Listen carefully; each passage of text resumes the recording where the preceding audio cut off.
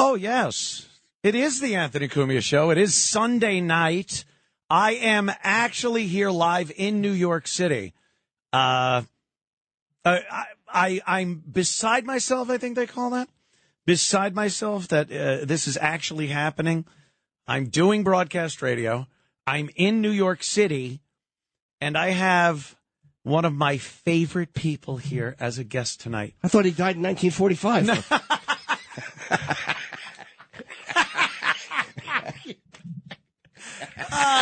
Yes, the inimitable voice of my guest for the entire show. I took the segment thing and threw it away because my guest will be here. Comedian extraordinaire, actor mediocre, and a good friend of mine, Jim Norton. Jimmy. Delighted. I am, like I said, I'm stunned that this is even a thing. It is crazy. We're on radio in New York again, and looking out the window at car. Like, it's so bizarre to be on regular radio in New York. It is, and I was thinking about that. The last time this happened was K-Rock. I think that was the last time we were on broadcast radio together. We would do K-Rock in the morning and then do the walkover to XM satellite radio. And that was many, many years ago. I remember that you had to put the shopping cart had to be pushed and all the equipment. It was such a nightmare. Oh, it had like some kind of archaic satellite system in it. And, yes, Steve would, push it. And you would buy inappropriate magazines from the magazine stands. That's right. And something inches. Yeah. Yeah, it was really fun, but it was inconvenient. It kind of, broke the show up a little bit. Some days were great. Yes. Some were like, oh my God, get us over to the studio. But Rich Voss used to stop at some of the restaurants along the way and do impromptu, spontaneous stand-up for people that, it was early in the morning. They're just trying to get their bagel and coffee. And there's like, sir, what are you eating there, sir? And the last thing they wanted was just to be teased by an abrasive man. Yes. He's just so abrasive. Even when people like him, they don't really like him because he's just abrasive. No. So if you're minding your business, having your coffee in the morning, that's the last thing you want.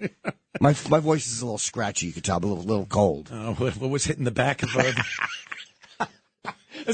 There he goes. Oh, boy. Not what you think. Just... dab it in a little NyQuil and shove it back there and see how you do. Yeah. Also, I'm a little clogged. Oh, my bad. Also, Erock is sitting in just to watch, but I have to acknowledge that he's here. Erock's been such a part of our satellite radio thing over the course of the years, and then he was working with me over at Compound Media for almost a decade. So, Erock, how are you, sir? I'm good. I'm here because I didn't think you'd have enough to make fun of for 3 hours, so I figured I might as well come in. As fodder. Yes. Fodder. I'm trying to put up a little... Fodder for a feeder. Fodder and fodder every day. It's so mean, I know. Hold on a second. I'm trying to put up a little post. Oh, you're posting on social media? I really am an old man at this point. I got my glasses on. I'm hitting the wrong buttons. I'm panicking. It's so hard to keep up with it, and you don't want to. If you make one mistake, you could be brilliant at posting in the internet. If you make one mistake in front of people, it's like, okay, boomer. Yeah. All right, boomer. It happened. I was doing a sales meeting here from my house, and it works every single time. And then I'm there on camera going, wait, they can't hear me, and it's just me pushing and trying to sign language the sponsor and the sales staff, and I'm like, wait, 1 minute, I got it. I'm just I look like a buffoon. Plus the plus 24 font size on the phone doesn't help either. Yeah, well, that's, but I got my crazy big glasses. These are my Sheriff Chief Brody glasses from Jaws. God, they are Chief Brody glasses. That's awesome. It's hope you have a quint ending.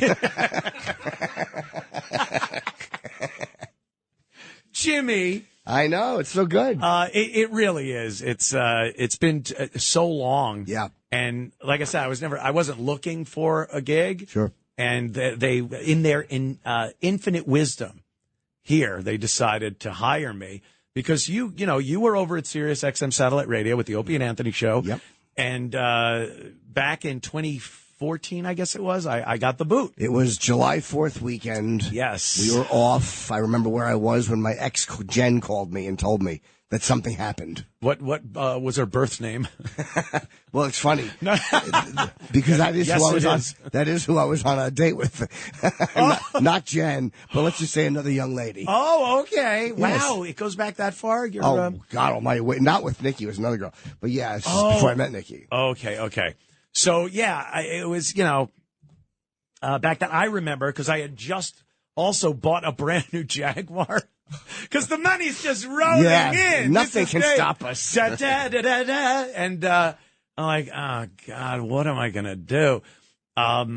It was like, I talk about not having regrets, and it's easier when once you go through, especially years, to look back and go, well, I'm happy where I am now and what's going on.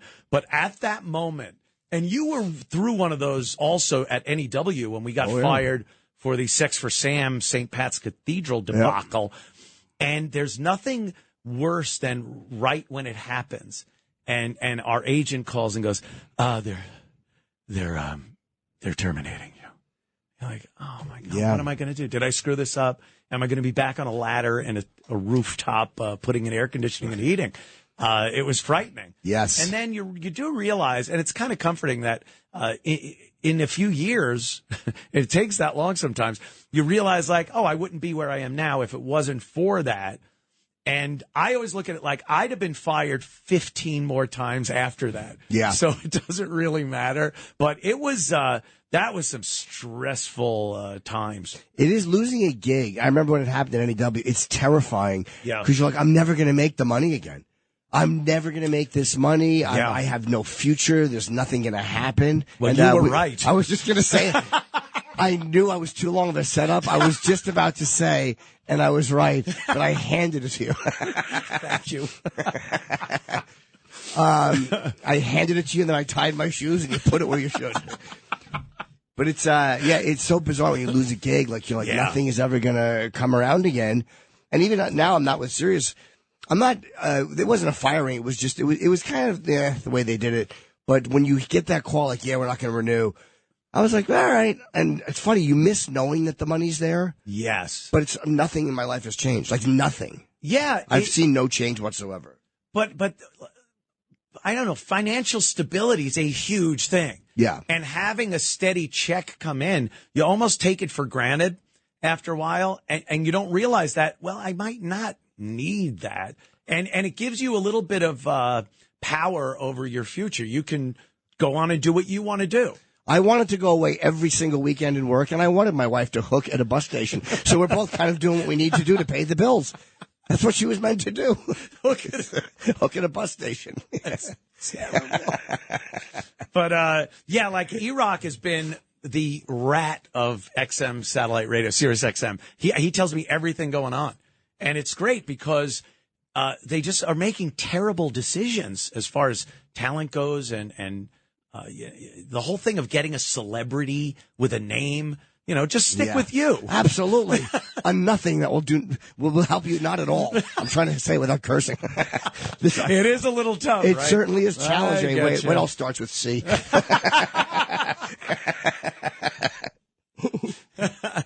Yeah, but that's what I've noticed over the course of the years is like when we went there, it was such a change from radio, especially XM more than Sirius. But it was like this big change, and they were all about not doing what radio does. And now XM was. Yeah, XM was, not Sirius XM. Sirius, yeah. And it's so weird that technology went from having to put a satellite up orbiting the goddamn planet. Yeah. And now you just pick your phone up, and I could listen to Spotify and make my own playlist and things like that. But the only real commodity left is personality driven. They can't just make that out of thin air and put it on. So they try. Yeah. They try. Yeah. Well, they hire these celebrities, big names. Sure. And they give them hundreds of millions of dollars, and they don't bring anybody in. Because they're not really that interesting. Like, most of them are very guarded. Like, they haven't had to make a living talking about their personal life on slow news days. Right. Like, the most garbage comes out, like, when nothing's going on in August, and then all of a sudden, like, oh, I like women with penises. It just kind of spills out. It spills out. It spills out when there's a slow news day. On your back. Never changes. Never. Nothing changes. Never changes. But that's when the stuff comes out, and celebrities are not used to that. They're not used to these slow news days where they have to like fill it with their own personal They're life. very guarded. Yeah. And yeah, there were those days. I mean, the one refreshing thing about it is you really don't have any secrets that anyone could use against you. Not like, they're trying. But those slow news days when you're looking going, I'm going to have to delve back to my teens on this one. Yeah. Boy, that's going to be ugly. Oh my God. There's like the New York Post, like the headline was sunshine today. And I'm like, oh, well, we're going under the porch, aren't we? It's going to be a long day. Yeah, you start talking about yourself. And I think celebrities that get these big paying gigs in broadcasting these days, they don't have that in them. They could get their buddies and they'll get a little traction. What's the name of that show with all those guys? There's like 4 of them, celebrities, the guys. Sopranos. No. Was it a podcast? No, yeah, it was a podcast. Is it with Will Arnett? Yes, Will Arnett. Yeah, those guys. Yeah. Smartless. And who else? Jason Bateman? Bateman. Those guys are huge. The guy from Will and Grace. I mean, they're funny. They've been through a lot of stuff. They got Hollywood stories, but I don't think they're broadcasters. I don't think they have the ability to just talk about stuff that is kind of embarrassing. Sure. And, the ability to convey an entertaining story as a relatable person. I don't know. Yeah, they're probably just telling story. Like most times when they interview those people, and not Will Arnett because he's funny, but like when they interview like an actor, and they say, "How was the movie shoot?" They're like, "Oh, it was so much fun on the set." They give you nothing, and you're like, "That's not interesting." It's those satellite tour answers. Yeah, they're they sitting there stink. talking to Access Hollywood or something. Oh, and it's it was the clips. same story they've told 50 times to 50 different people. So, yeah, I would feel stupid doing that, like saying the same thing over and over on one day. You're sitting in a studio doing that, but that's like their gig. That's it certainly is. And podcasting too. I don't even think of that as broadcasting per se. It just seems like it's a whole different animal. It is, and the one I started one right after because I was allowed to because there was no radio. Yeah. You got a no compete? Yes, I do. No, I'm kidding. I'm saying that they did during the thing. They wouldn't let me do my podcast. So, like, once it's over, you can do what you want. They tried pulling that on me. Really? Yeah, I told them to go F themselves, and then they fired me. Oh. Yeah, I was doing the compound thing from the basement, and they had a problem with it.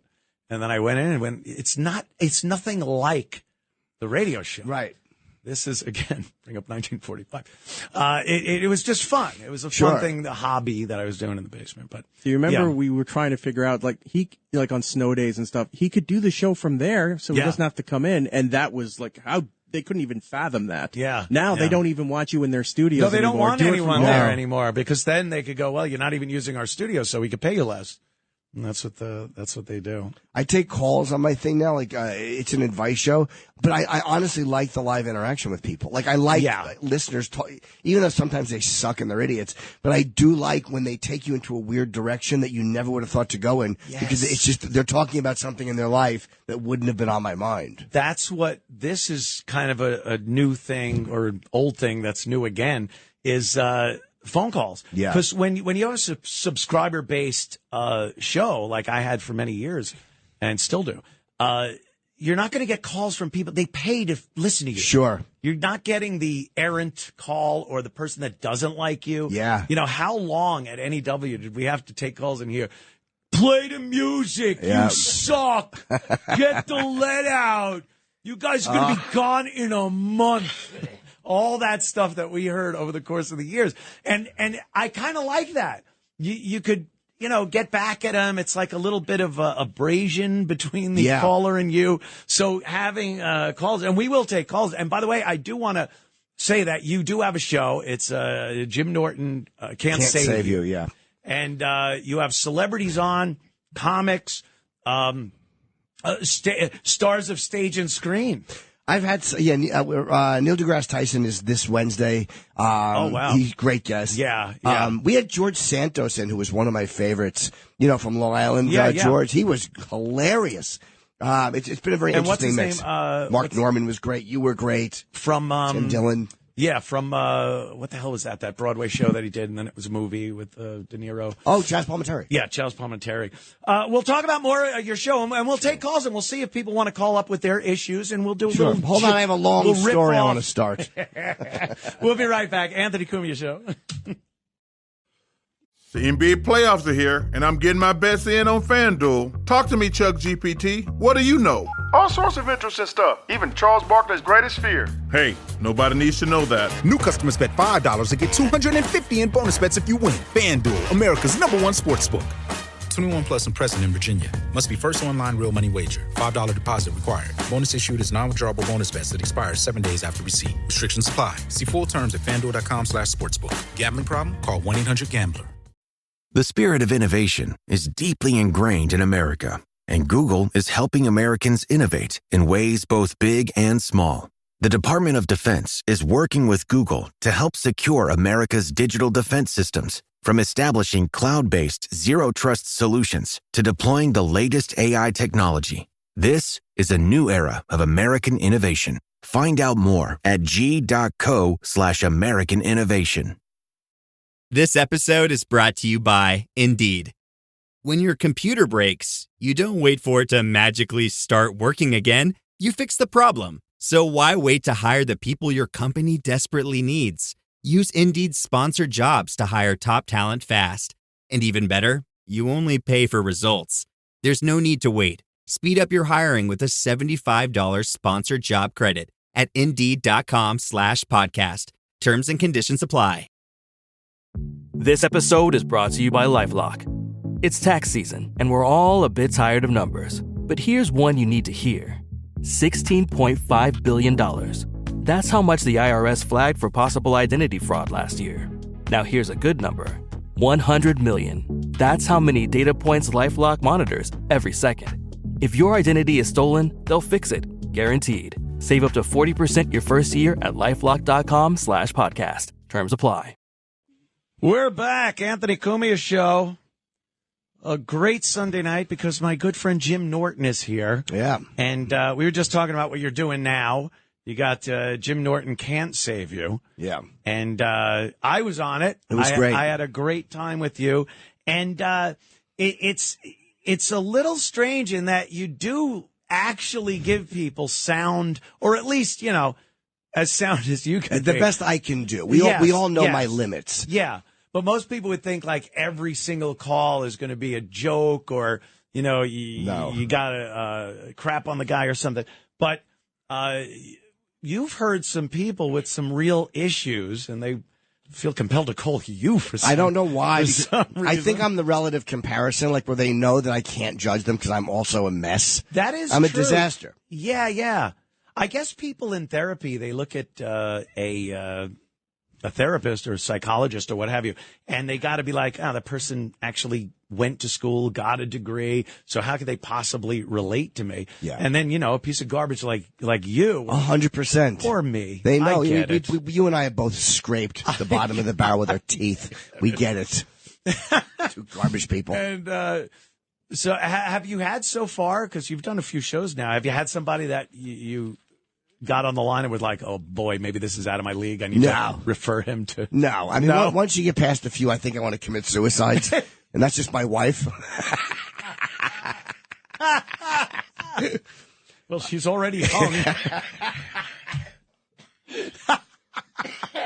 Oh, you okay, Grandpa? You're like Don Corleone in the tomato patch. You're spilling it. Stop. I have that like thing in my like it's not that bad of a cold, but I feel like if I laugh too hard, I'm gonna cough a lot. That was funny. That made me laugh. Yeah, Freddie Mercury had that too. Yeah, he certainly did. But at least he had fun getting it. Yeah. I just talked to a comic at the cellar. Oh, apparently, yeah, Freddie Mercury. There's a picture of him in bed with like 5-10 guys. And everyone, whenever you see Freddie Mercury, because there's a lot of documentaries and stuff about him, and you look and you just go like, oh, that must have been where it happened. Here's my impression of every guy who was ever with Freddie Mercury. Less teeth. Giant teeth. He certainly did. Got the yellow and black lines on painted on his lips like a hopper and a wood chipper. Please steer clear. Aw. Oh, my God. Yeah, this is a quick one. Yeah, so you got that going. Where can people get that? Just on YouTube. It's YouTube, Jim right? Norton Comedy, or go on to Apple Pods, wherever you're going to get your stuff. It's fun. Who'd you have there, too? Mark Norman? Mark is great. Isn't he funny, man? Kim Congdon is this week, and Yes. she's brutal, and in a good way, in a very funny way. I went down to Austin and taped a few guys. They've all been fun. I really love doing it. I love it. I always, I don't know, I kind of have a problem with girls that have had puberty.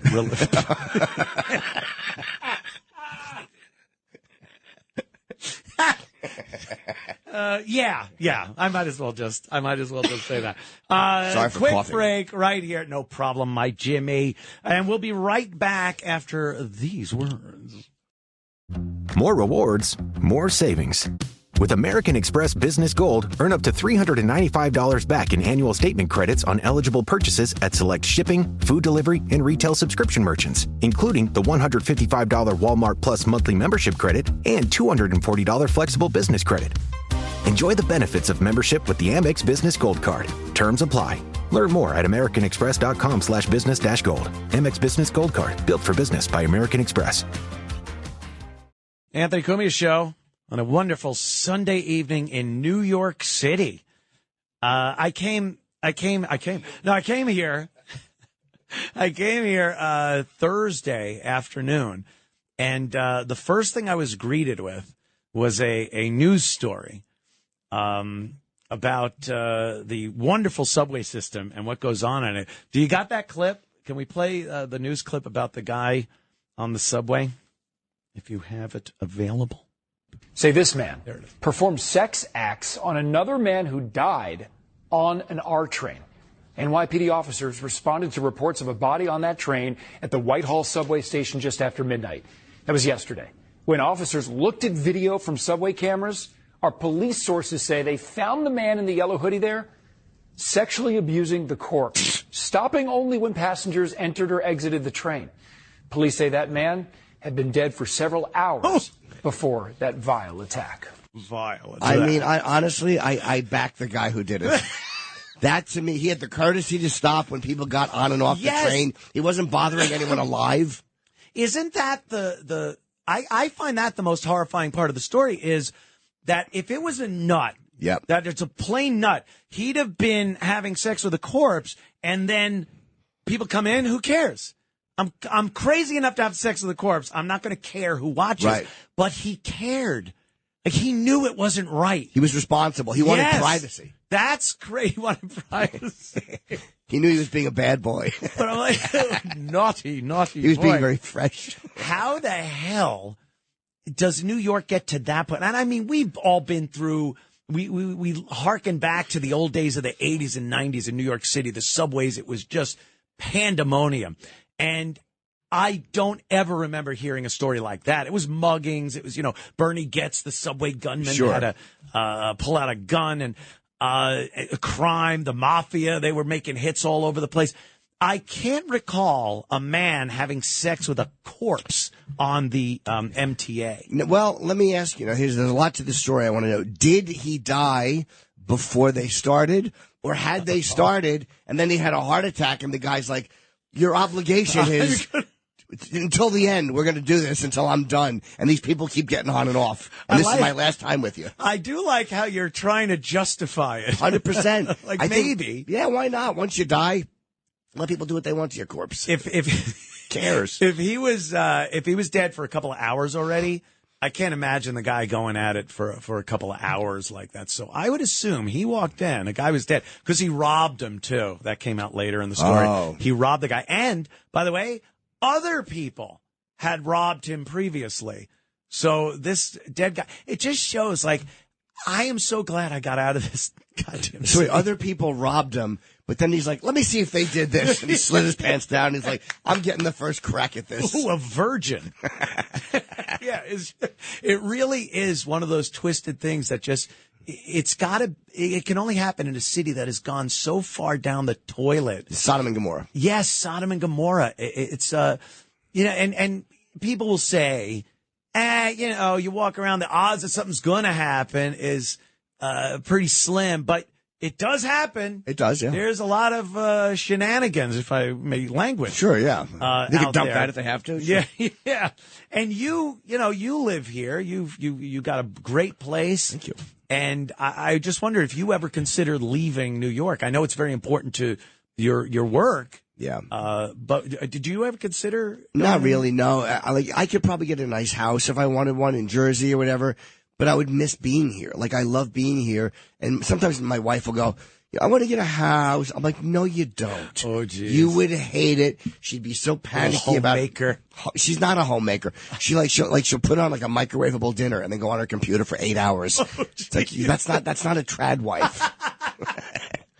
Is that like, because I watch your show and I see clips that are posted on Instagram about you and Nikki, and it seems like there's a lot of like shopping that goes on. Yes. You get a lot of Amazon boxes. It's insane. If I walk home and there's no boxes, I'm like, oh, my wife must have died.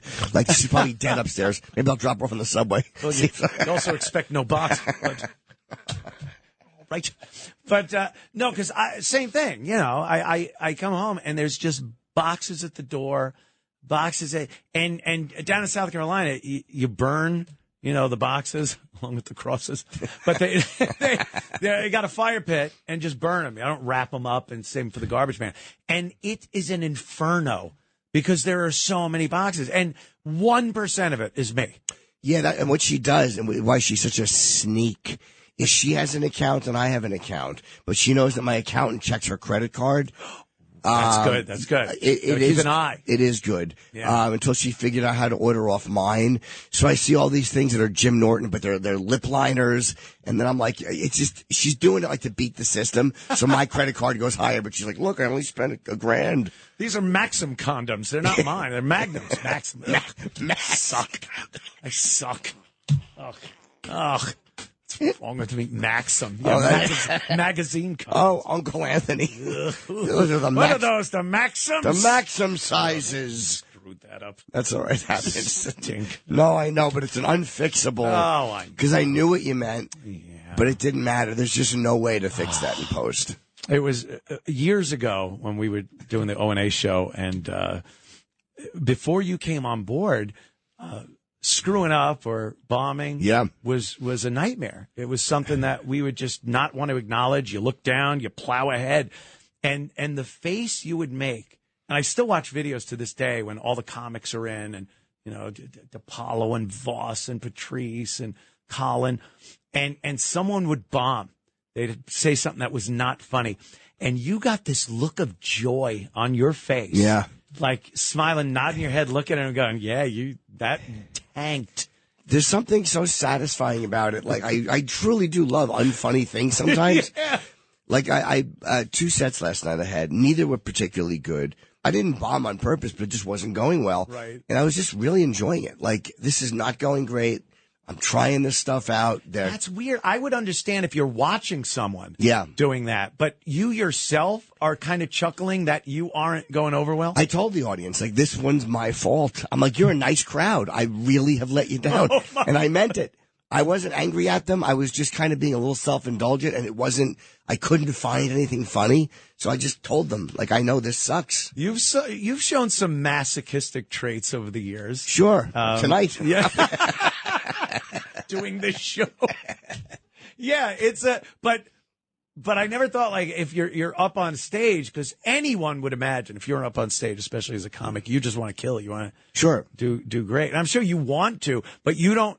Like, that doesn't terrify you if you're bombed. No, I mean, I started the set with the best of intentions, and it just wasn't going where I wanted it to. And then you kind of embrace it and go, all right, let's see if I can just try this or try that, or just kind of enjoy this weird moment that I'm having and acknowledge it. You make something out of it. I didn't take the set. It wasn't going well, but I couldn't figure it out. Some comics like Big J Ogerson is so good at crowd work. He's great at it, yeah. And anytime I watch you, it seems like you only do crowd work when something happens that dictates you need to talk to. Or if I'm in the mood, crowd, or in the mood, Yeah, I'm usually not in the mood. Like, I feel so much better if I get a laugh doing something I want to do. Not that I hate crowd work. I don't hate it, but I I just like, Not your cup of tea. Yeah, I don't love it. Yeah. But it's not that it's not that hard to do. Yeah, yeah. And I do enjoy it sometimes. Some people are so good at it. Jay's great. Like, it's he's like the so boss is great. fast, and you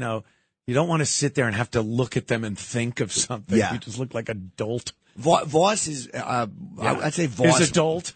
He's a dolt, and yet the fastest at crowd work. He is really good. Because he can be mean so quickly. But now him sitting in a chair on stage, he saw one of the legs off. I honestly, I don't blame you because it is angering. But he's been doing that for years. Like, Voss goes through phases, like where he'll sit, where he'll stand, the same height either way, which is kind of odd.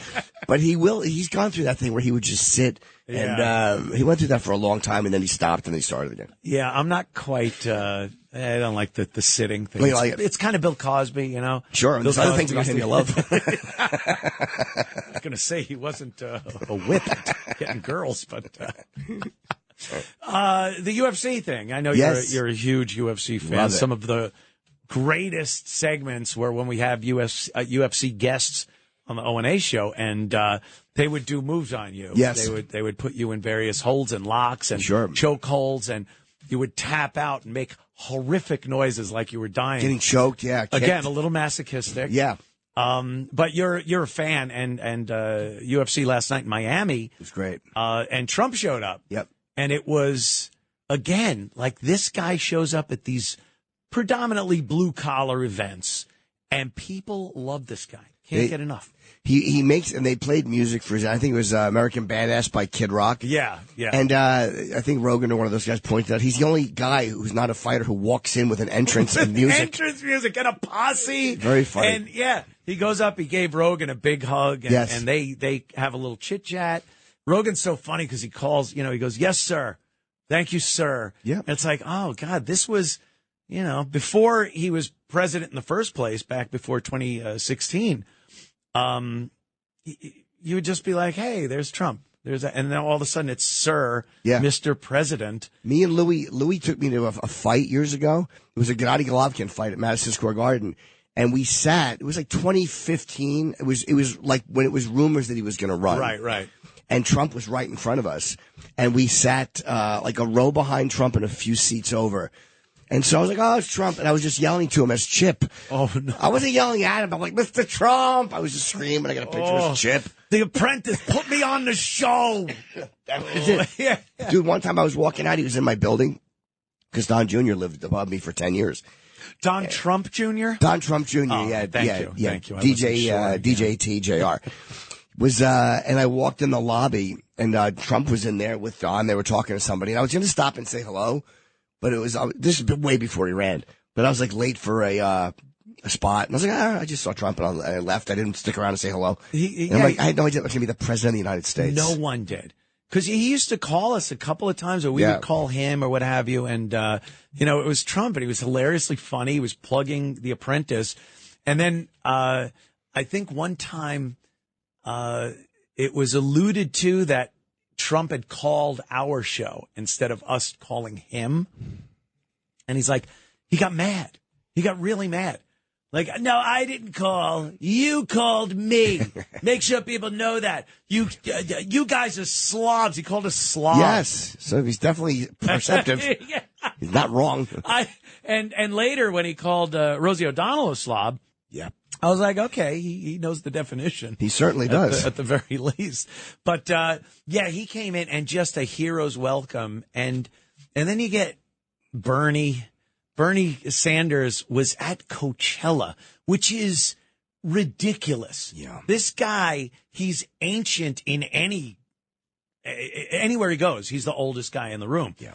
And, trying to get young voters. Trump has made the traditional political thing, shaking hands and kissing babies. It's ridiculous now. It looks phony because it is phony. It looks stupid. And they don't have another play in their book. It's all they have. So they keep doing it. And we just look and go, really? Bernie is going to Coachella? And I watched a moment of his speech, and he was standing up there. And look, he's like, "I'm going to keep it brief." And he goes, the future of this country is your generation. And they cheer. And it's like all of that, the exclamation point cheer or the almost like the applause button lights up. Yeah. It's sickening. They have moments that they know. It's like, this is where the applause goes in.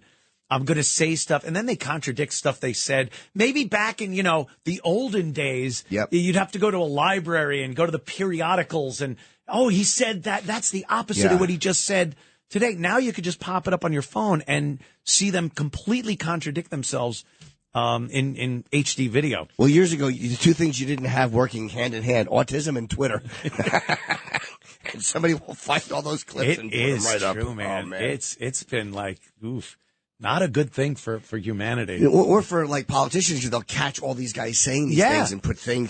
Remember when he said this, and then they show all of them saying that, and that didn't exist years ago. Years ago, I'm going to the microfiche, and I'll find what he said 20 years ago. Now it's all out there. But I want you to listen to Bernie here at Coachella, man, and it just sounds so phony and typical politician, and he's talking to a group of people that they don't care. They don't care. Just want their molly to kick in. That's why you had to say, I'll keep it brief. Yeah, I'll keep it brief. Let's listen. This country faces some very difficult challenges. Does it? And the future of what happens to America is dependent upon your generation. It's 1969. Now, you can turn away and you can ignore what goes on, but if you do that, you do it at your own peril. We need you to stand up to fight for justice. Oh, shut up. First of all, you can't turn away and ignore Fight it. for economic justice. Oh, all kinds of different justice. Social justice. And racial justice. Now we got a president of the United States who... Do they not like Trump at Coachella? I agree. We'll figure that I'm shocked. He thinks that climate change is a hoax. It is. He is dangerously wrong. And you and I are going to have to stand up to the fossil fuel industry and tell them to stop destroying this planet. As they burn Teslas, as the same people burn the most successful electric vehicle company, which is what they were saying, you don't want fossil fuel. We got to come up with something. So you get these Elon Musk and Tesla, and what are they? They don't know what they're talking about. They always seem like they're mentally ill. And they're carving swastikas on, which, a lot of us had to pay to have done. Can't believe Kanye ran out of shirts before I got one. It's look, I don't even dislike Bernie. I just he's a bit of a relic. He just isn't a guy that seems to get passion. Like, people don't seem passionate about his message or him. He'll get people at Coachella to cheer, but if he thinks he's going to change anyone's mind on anything in this country, it's he had his shot and he blew it. He blew it. Like a couple years ago when they screwed Hillary and the Democrats screwed him. And I think that's a lot of those people went and voted for Trump. And And then you see something like Trump at UFC, and it's a hero's welcome. It's badass. And for how much people want to go like, oh, really? Is this the president you want? Apparently, people like a strong guy. They want to see, it's like a movie. This guy's like a movie president. I was at UFC when he was there once. It was when we interviewed him like a year and a half ago. And he wasn't the nominee at this point, but he still had, 8 Secret Service, 12 Secret Service guys. And we were sitting in the row behind him at UFC. And to see the Secret Service interacting, 'cause there's so many people that want to walk up to him. And there was this one agent that literally it was like a robot. He just stared at Trump for the entire 4 hours. Didn't take his eyes off him. These guys are really good. You don't want to be the one that loses the president. No, and they really are. Their presence is felt. I mean, they close it after we talk to him, and he leaves the room. they lock the door and they go, okay, we're going to take him out, but you guys have to stay in the room until we take, like, it doesn't matter that you just talked to him. Wow. The door is now closed. Right. You would no longer have access. Stay in the room like every other schmuck on this floor. Right. They just really know what they're doing. Yeah. We'll take a quick break and we'll come back with my good friend Jim Norton. And Erock. And Erock, wherever he went. Allegedly. Eating the pizza. Yeah, that kitchen. Anthony Cumia show. Wonderful show today because my good friend Jim Norton is here. You have to reset, so I don't mind it, but I actually do it sometimes on my podcast.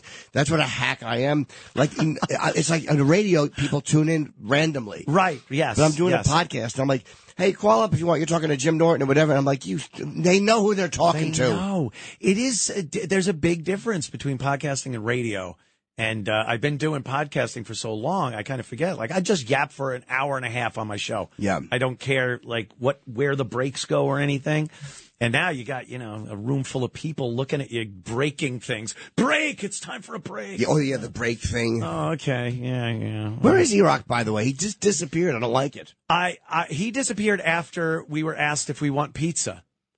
You think I bet he's waiting by the elevator with a feed bag under his mouth. Sitting pretty with his paws up. I'll take this. He just tips it. It's just, open the box, it's just eating crust. No, he'd eat that too. Yeah, of course. Who am I trying to kid? We'd be like, where's the box? You see a little piece of box in his mouth. Well, actually, no, you wouldn't. What's that? I can't laugh too hard. It's crazy. Did my voice sound terrible? It sounds sultry and sexy. Oh, here he is. Oh, you just look terrible. Thank you, Eric. Oh, Erock. That hurts. Yeah, we were talking in the break about. I did a quick video about Gig Young. Yeah. And New York's an amazing place. There is so much history, and it's all different. You could do things on any topic and find landmarks or something. Like the New Yorker Hotel is where Tesla lived out the last years of his life. He was in his 80s, and he was just alone in a room. This guy is responsible. Look around at every technology we use. Tesla was absolutely integral in making that. Edison ripped them off. Hoo-hoo, Robin. Edison ripped me off. Hoo-hoo-hoo. What year did he die, Tesla? I think it was the 40s, just before or after the war, something 44, around there. And the story is he used to go into Bryant Park from the hotel and feed pigeons, like an old cartoon. Oh. He'd sit on the bench, and he was in love with one particular pigeon. In love with it? In love. And he'd feed it and love it. Well, not, in that sense. Do you think he just loved it as a pet, or did he have like a weird sexual vibe for it? From everything I've read, it seemed a little more than just, hey, I like this pigeon. He's cute. What's the difference? Why would you assume it's a he? you mo.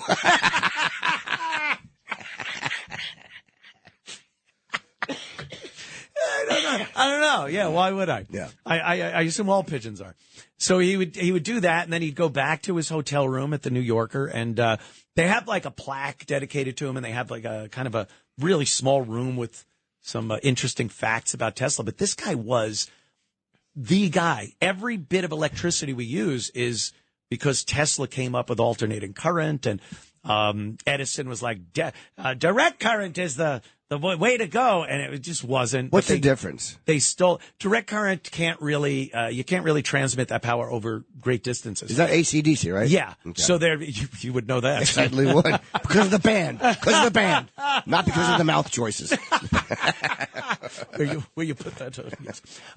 So you can't really transmit DC over long distances, and AC. He was like, and they were like, well, it's impossible to do alternating current, and he came up with it. And then Edison stole his patent, and because he was with General Electric, and they had lawyers and everything. So he just ended up being this destitute old man dying at a hotel on 8th Avenue in Manhattan. How do you afford a hotel if he was broke? I don't know. I think he had some relatives that just were paying for him because he was really feeble at that point, but just a brilliant man. And like that's an interesting story to me. Yes, it is. So you go around, and there's plenty of things to do. So I found the Osborne apartments, and it's right across from the WNEW studios we used to go to, across from the Brooklyn Diner on 57th and 7th. And Gig Young He's in one of my favorite Twilight Zone episodes. And he goes back to his hometown and he sees himself as a little child, and he's trying to convey to the kid, like, please enjoy your childhood, because he's a business guy. He's burnt out. His life is terrible. And he wanted to stay. And then his father told him, like, you got to go. Like, this is for him. He's a child. He wound up blowing his wife's brains out and blowing his brains out in this amazing hotel, the Osborne, on the corner. So I just did a quick break on that. It got like 20,000 views in no time. As you're saying that, I never thought I could envy Gig Young. I'm looking it up as you talk. That was like 1978. Yeah, 78, which is weird. He did a few movies. He was supposed to actually be the Waco Kid in Blazing Saddles, but he was so drunk that Mel Brooks fired him. He was supposed to be the voice of Charlie in Charlie's Angels, and he was so drunk that he got fired. And then he blew his wife's brains out. Would it be funny if that was like after a month of sobriety? He finally has a clarity. We'll be right back in moments. Don't go anywhere. Welcome back to the Anthony Cumia Show. Of course, I'm here with my guest, Jim Norton. And people on the camera can see me blowing my nose. I mean, I am a mess tonight. Yeah, I'm a mess tonight. At least it's your nose. Let's take some phone calls, Jim. People love you. They want to talk to you. I guess I could just plunk one of these down. Sure. Huh? All right. How about Rick? Is that it? Did I get this? Do I have to double click? There we go. Rick from Jersey. How you doing, buddy? All right, how you guys doing? I was going to tell Jim Norton I got a party with you, but after that Subway story, I'm having second thoughts. Well, look, if you don't want that to happen, wait till you get home to die. Don't die on the subway with a great ass and expect everyone to ignore it. So listen, I heard Neil deGrasse Tyson's name mentioned, and I just wanted to tell you, he's not a friend of ours. He's property of George Soros. He pushes the global warming scam. Anybody that pushes the global warming scam, guilty of global child abuse. Well, I had him on. Kids, the world's coming to an end. That's child abuse. I had him on a few times, Rick, and I don't get into the politics of it. He's an interesting guy to talk to. He's great when a flat earther calls up and you want to refute it. It's nice to have him in the studio that day. He was out. I guess he had done. Was it my show or he did somebody else's show, Erock? He did your show and then used to do Star Talk over it. Yeah. He was out and he was in the green room, and I had a flat earther on, and he's, nonsense of flat earth. Just stop. Yeah. And I go, I wish I had a astrophysicist here. And it's like, oh, there he is. So again, just refuting everything. I'm at the point right now where everything that's happened, I'm not just instantly going to say, that's impossible or that doesn't happen. I used to be very pro-government and go, they wouldn't do that to us. And nowadays, I give anything the benefit of the doubt. I go, well, maybe. Yeah. But flat earth, stop it. It's idiocy. Thank you, Rick. And what do you mean he's not a friend of ours? We're not teams. We're just individual people. I love Neil deGrasse Tyson. Why? He's a genius. I don't care what his politics are. Dear friend of ours. I mean, it's not, regardless. It's not a team sport. Like, no. I don't care what he thinks about other stuff. I want to talk to him about light refraction. Yeah, all of a sudden, you're not going to pay attention to anything he says because he believes in climate change or global warming or whatever the fuck. And he loves whatever touching the hell. Jim. Every time he's in the studio, he's constantly leaning and pawing on Jim. He does. I'm like a squeeze toy, and people just feel comfortable, like they get their tension out squeezing me. But I had him on. We did like almost an hour and a half, and he talked about everything, his feelings about religion and Christ. It was very, very interesting, the conversation. It wasn't all about science. Right. He got very personal, and I love him. Oh, that's great. Yeah. When Wednesday. Wednesday? Yeah. All right. I don't know how anybody doesn't like him. Jimmy does that. I know. It's politics. People get, like you said, it's one team or the other. Never the twain shall meet. You have to hate anyone that believes everything that you don't believe in. So, I don't know what happened. We were supposed to get these phones and get on the internet and share ideology and the way we feel about things. And it was supposed to bring us together. Well, whoopsie, that didn't quite happen. It seems like we're a lot more divided now than we ever were. Yeah. Let's go to Don Is that Don on the phone? Where are those pictures I was supposed to see? 2, Don from Canada. What's up, my friend?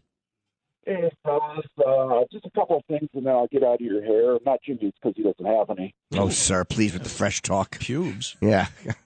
What, am I dead on the subway? Okay, I'm not going to let that one go. I wish. I know, you don't have to be behind me. Speaking of dead bodies, I worked at a crematorium in the early 80s out in Anaheim, and it's probably the most interesting job I've ever had in my life. Jeez. Isn't that a little morbid? Like, do you have nightmares? Yeah. Do you get the heebie-jeebies? You don't just feel like you're doing something, that would be creepy. Yeah, you would think that, but you get used to it real quick. Oh, no. Did you ever touch the private parts of a body before it went into the fire? I wanted to say I didn't molest anybody except some of the Mexican groundskeepers. Why would you molest them? Why? Because they were alive.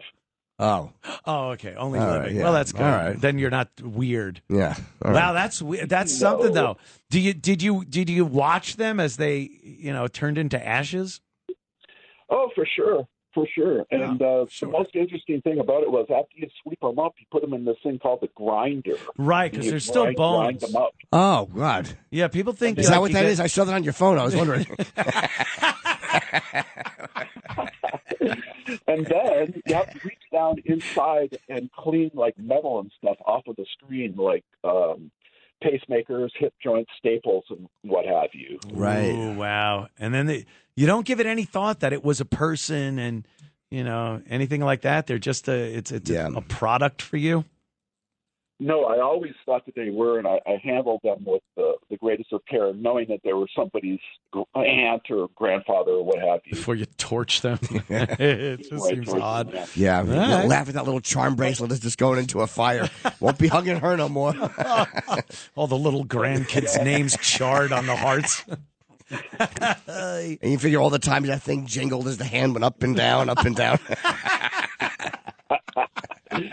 The interesting thing about the grinder was I'd pull out these little hunks of yellow metal that was really heavy, and they would tell me, just put that in the soap dish. And at the end of the day, the soap dish would just be full of this stuff, and then in the morning, it'd all be gone. What was it? You know what? I'm going to leave that to your imagination. Here's the last thing. Anthony, I want to thank you for introducing me to the great Chris Baldessano. I love that guy's his name comes up. karaoke. Yes, he does a karaoke. I love his karaoke on YouTube, Subdivisions. Yeah. Well, thank you, Don.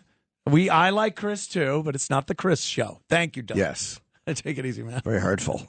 Very hurtful. Mention Chris during Anthony's show. Very hurtful indeed. It's the Anthony Cumia show, for God's sake. I think I almost cursed before. Did you punch out? You dumped out of me? Did you almost curse? It was 2 letters of the F word.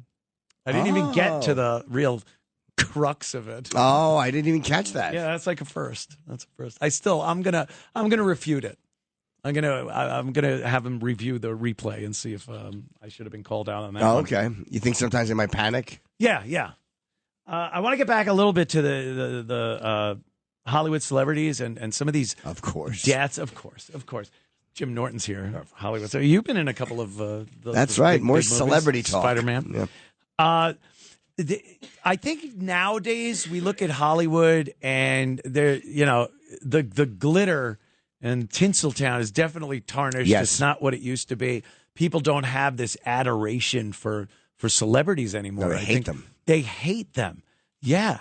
And I remember years ago watching The Tonight Show with Johnny Carson, these celebrities would come on and they never talked politics. It was, I'm opening in Vegas.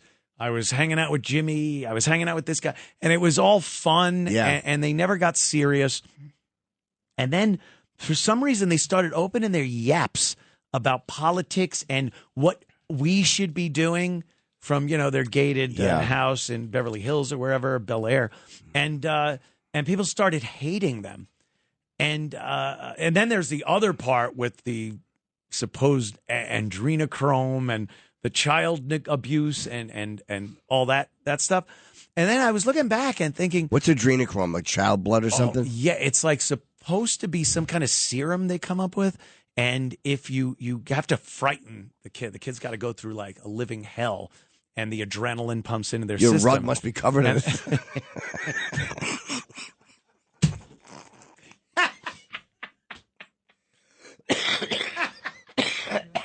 Yeah. And they somehow consume it, and it's like the fountain of youth kind of a thing. Oh, It keeps them good looking and popular. Mm. Yeah, and that's so. There's so many of these stories, and then you see real life things happening, like what's happening with what's his name there, Justin Bieber, and Britney Spears is a mental patient. She's always been crazy, though. She's always been nuts, and you look back at her father, hey, maybe he was right to try to put her in a conservatorship because she's crazy. But why was she crazy? Because no one thought she was crazy back in the old days where she was doing the videos and everything and was popular. She was just a pop star. Maybe they hid that from everybody, but later on you realize, and you could only assume it's because they go through so much horrible trauma, being run through the Hollywood and the music industry mill. Justin Bieber is out of his mind.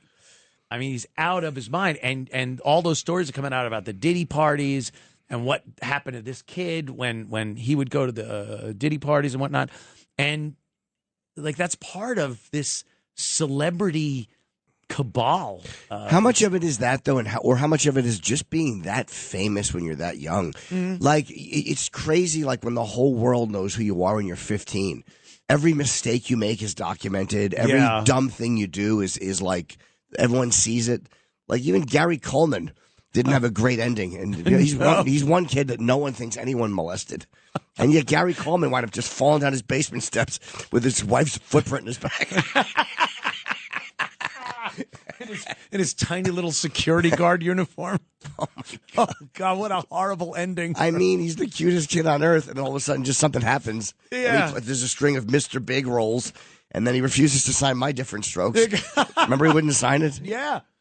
It could be like that whole Different Strokes thing, all the kids, Dana Plato and what you talking Todd about, Bridges, Willis, Todd Bridges, they all had issues and huge problems.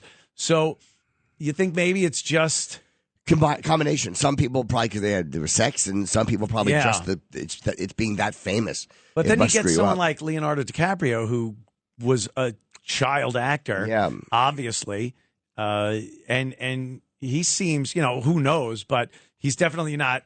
He didn't kill himself. He doesn't have these drug problems. He does seem to like 25-year-olds. Sure, so he's perfectly healthy, normal. A normal guy. Look at Ron Howard. I mean, since he was a kid on the Andy Griffith Show. Yeah. And then Richie Cunningham, and he stayed pretty normal. So I would assume, I guess different people. Maybe, through different things. But I kind of, with the stories that come out, I would think some terrible things happen to these these kids. And, that's kind of the newer thing we get. But the old school Hollywood was just as bad in other ways. Oh, my God. They were all drunks.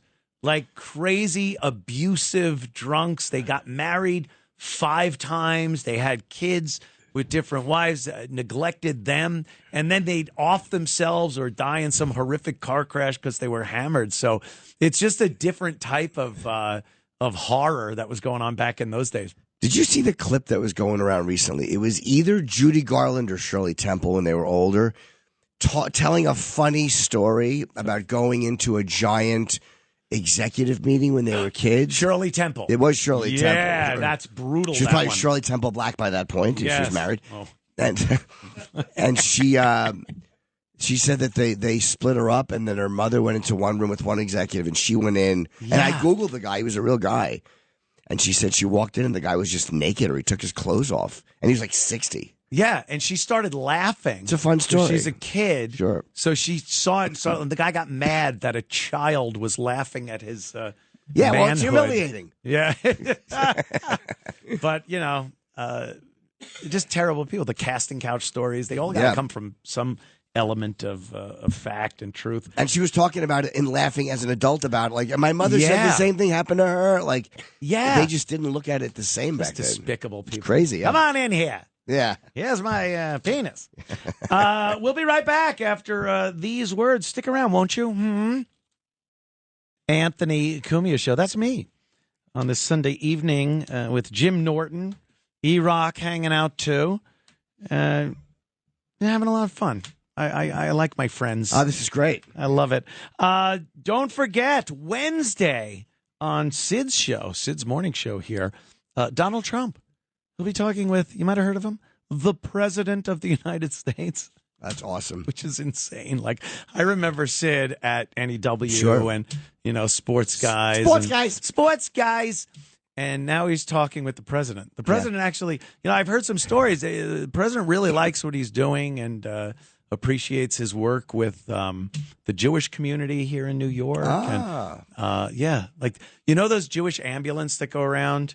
Yes. And not the ones that chase it. Those are the lawyers. The ambulance.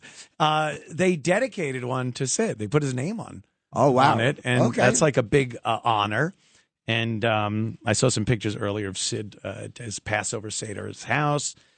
So Sid's great. And he's going to be talking with Donald Trump on Wednesday. So tune in the morning. That's great. Here for that. He's awesome.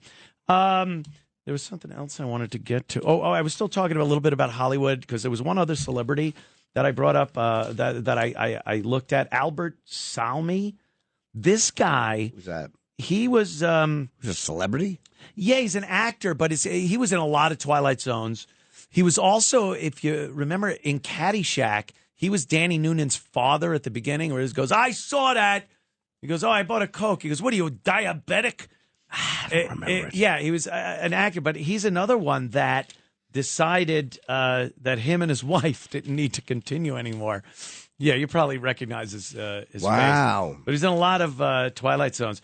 And let's see, April 23rd, 1990. So okay. That's, but it's not a short time 35 years ago. A long Isn't that time crazy? ago. I still think the 90s are like yesterday. 35 years ago. Him and his estranged wife, Roberta, were found dead in their Spokane, Washington home by a friend who stopped by to check on her. According to newspaper accounts, Salmi fatally shot Roberta in the kitchen of her home, where she should have been. Absolutely. It was either going to be there or the bathroom. I might say the bedroom. Of course. Once you're done rattling those pots and pans, get your ass into the bedroom. Clumsily tripped. Sorry. And he shot her and then turned the gun on himself upstairs. And but there's so many of those from murder suicides. Days. Yeah, and I think I don't know. Maybe these days actors, they accept that they're older and they're not getting the roles they used to and things because they don't seem to be blowing themselves away as much as they used to. Much as often as they should. Drugs, as they absolutely There's should. quite a list. I would love to. They're despicable. Mail handguns with a rearview mirror on it. Here, enjoy this. I saw your last series. You stink. Do you? I don't see you as someone that watches a lot of movies. You don't, right? You don't watch a lot of other people working in the entertainment business. No, I don't. I don't watch other You're stand-ups. not right now. No, of course I'm not. Not entertainers or people. I shot something in November. Unfortunately. That I wasn't right. myself. I know where we're going. I know, and you're not wrong. I thought of it. But I'm going to release it probably on YouTube like everyone does. But I just sent it to Mark Normand, and I'm going to send it to one other person. I'm going, could you watch this and tell me if you recognize any of these jokes? Like, I'm so paranoid about another person's joke creeping into my act and me not knowing it. Mm-hmm. So I have a third party watching it just to be careful. Yeah. I don't watch anything. I've noticed something, though, on streaming services like Amazon and Netflix and Hulu and whatnot. They will put out a series, and the first season is good. Yep. It hooks you in. And then it's garbage. Like, they just give up. And everyone's psyched about the first season, and then they just it's terrible. It sucks. Severance? Is that a good one? Oh, season 1 was interesting and good, and season 2, yeah. I mean, oof. Same thing. What was that show that I used to like until you talked about it, and then I hated it because I couldn't. Hogan's Heroes. Dad.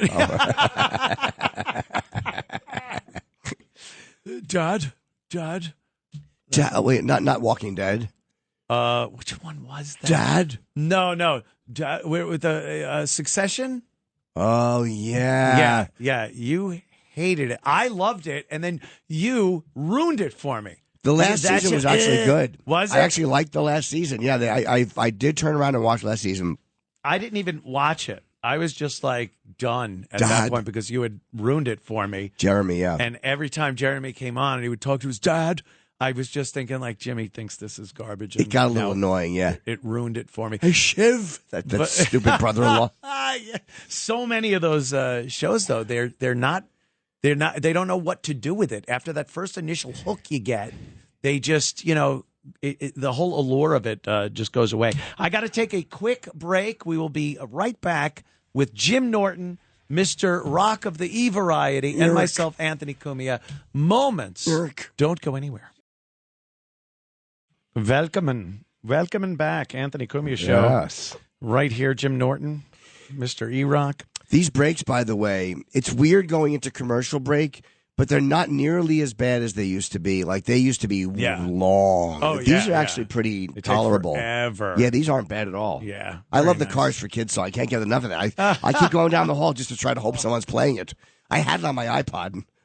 Great joke in 2007. Fat-breasted idiot. I just don't like the Cars 4 part.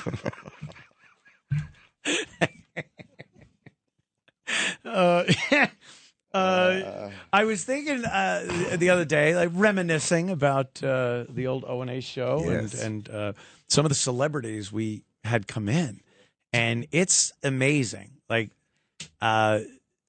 some of them were, you'd never expect to meet people like that. One of my favorite interviews was Ray Liotta. Oh, he was great. That was at XM, though. That was over at the old XM, That was right? at the old XM. Yeah. But like with everything, NEW, all those various iterations of the show. And you, of course, Ozzy, I know that was just a huge thing for you. The first time he came in, you were, I couldn't talk. You couldn't. I couldn't talk. I just sat there. Yeah. Like Gene Simmons was the first giant one for me at NEW. Yeah. And Ozzy was XM. Ozzy called in in the afternoon on his way to a helicopter. The helicopter. Yeah. And his last show, Sabbath's doing their last show. Me and Florentine are going over to England. Like last show, that's it. Sabbath is doing one more show together, all of them. Ozzy's, he's got Parkinson's. I think it's Parkinson's. He's got something. Yeah, he's got something. And he had that bad fall, so I think he's in rough shape. And they want to do one more show with Bill Ward. And Jim and I are going over there, and we're going to do gigs. And just to pay for the trip, and then go see Sabbath's last show in July. Wow. Yeah. At this point, you have to. I have to. You're like obligated to see the last show. Birmingham? What do you think, though? Because one thing you don't want to see is one of your heroes like that not being able to pull it off. And do you think Ozzy's got it in him to do? I have been watching Ozzy live. I've been going to see Ozzy since 1983. I've watched him forget the lyrics of every single one. I've seen him drunk on stage. No. Whatever he does, the voice sounds great. That's all that matters. And I know that he's just doing it because he wants to do it. So, no, there's nothing he can. Even if he could only croak through one song, I wouldn't care. I'm I'm happy to be here with these guys to maybe say, I would love to say hello to Sabbath. Like, do you think you'd be able to somehow score backstage, say hi, something? They're not doing any comps because it's for charity. So the way it's working is like they sell the tickets, and then there's going to be friends and family seats released. Say you're a Make-A-Wish kid. Believe you. I just want to meet the guys. Can I meet Mr. Osborne? So I keep bugging Sharon's office. Like, did they release the tickets yet? Oh. And he's like, we'll let you know. I'm beginning to annoy them. It's that pain in the ass Jim Norton. You just won't leave us alone. I'm going to buy a meet and greet package. Like, whatever they're selling, I'll buy. I don't care. Yeah. I just don't care. I can't wait. And where is it? It's in Birmingham, England. Oh, my God. Wow, that is a huge fan. I've never done anything like that before for a show. Yeah. But it's Sabbath's last show, and it's going to be with Bill, with the drummer. Yeah. So I want to see with Bill Ward. You bring him some gifts. That was one of the greatest moments in O&A history. It really was. The birthday present. You brought books. You went to the bookstore. And I mean, I know you well enough to know you put so much thought. A lot of thought. Into every single one of these books you bought at Borders or whatever it was, Barnes & Noble, for Ozzy's birthday. And it was Beatles books and music. All Beatles oriented. books. Yeah. And you brought him in, and he was like, oh, thank you, Jim. It's wonderful. And he left and forgot the books. Yep, he left the didn't books. Take them, and it It was hilariously funny. It's the only way that should have worked. It worked the way it should have. And he sent Tony Dennis, who was his assistant at the time, back in. And we were like, but he wanted Ozzy's cup. Ozzy had left his cup. His cup. Because he was sick and he had like a special cup he was drinking out of. And then we had to go, also, could you please take the books? Didn't. They stayed there for years. They did. They stayed there for years. Of books. And then a few years later, I'm in Los Angeles after I got to know him a little bit. And I'm with Jonathan, and who's my manager, and my ex-girlfriend Jen. We're all going to meet for lunch.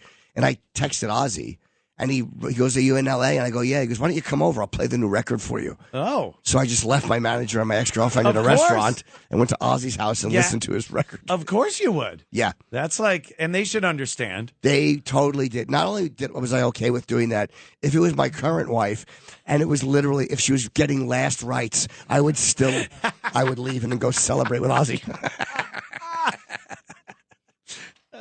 That's great. Yeah, because I remember that, like the first time Ozzy came in and everything, and it was huge. But it was such a great perk of doing the radio show to meet some of these people and, talk to them, ask them questions, see how weird they are in real life. Like, who was it? Was it not, who was the guy? Not, I always get him confused with Liam Neeson, but it's not Liam Neeson. It's the Willem Dafoe. No, somebody else with Jet Black. Everyone. Oh, Gary Oldman. Gary Oldman. Yes, yeah. Gary Oldman was a weirdo. Yeah, he was a little crazy, a little nutty, but funny. But you get so used to seeing them in movies, and especially if they have a certain attitude, a part they play better than others or more often than others. So you kind of like, I expected that, but this guy's out of his mind. He was a little crazy, and I'm always so filled with shame, as I should be. I was on a plane, literally filled with shame. Filled with shame. I can't say it on the radio, but let's just say the shame does come back out. We get it. Yes, it certainly does. It's a blurka sound. I was on a plane, and Gary Oldman and his family got on. And I wanted to say hello to him. Gar? I'd rather not.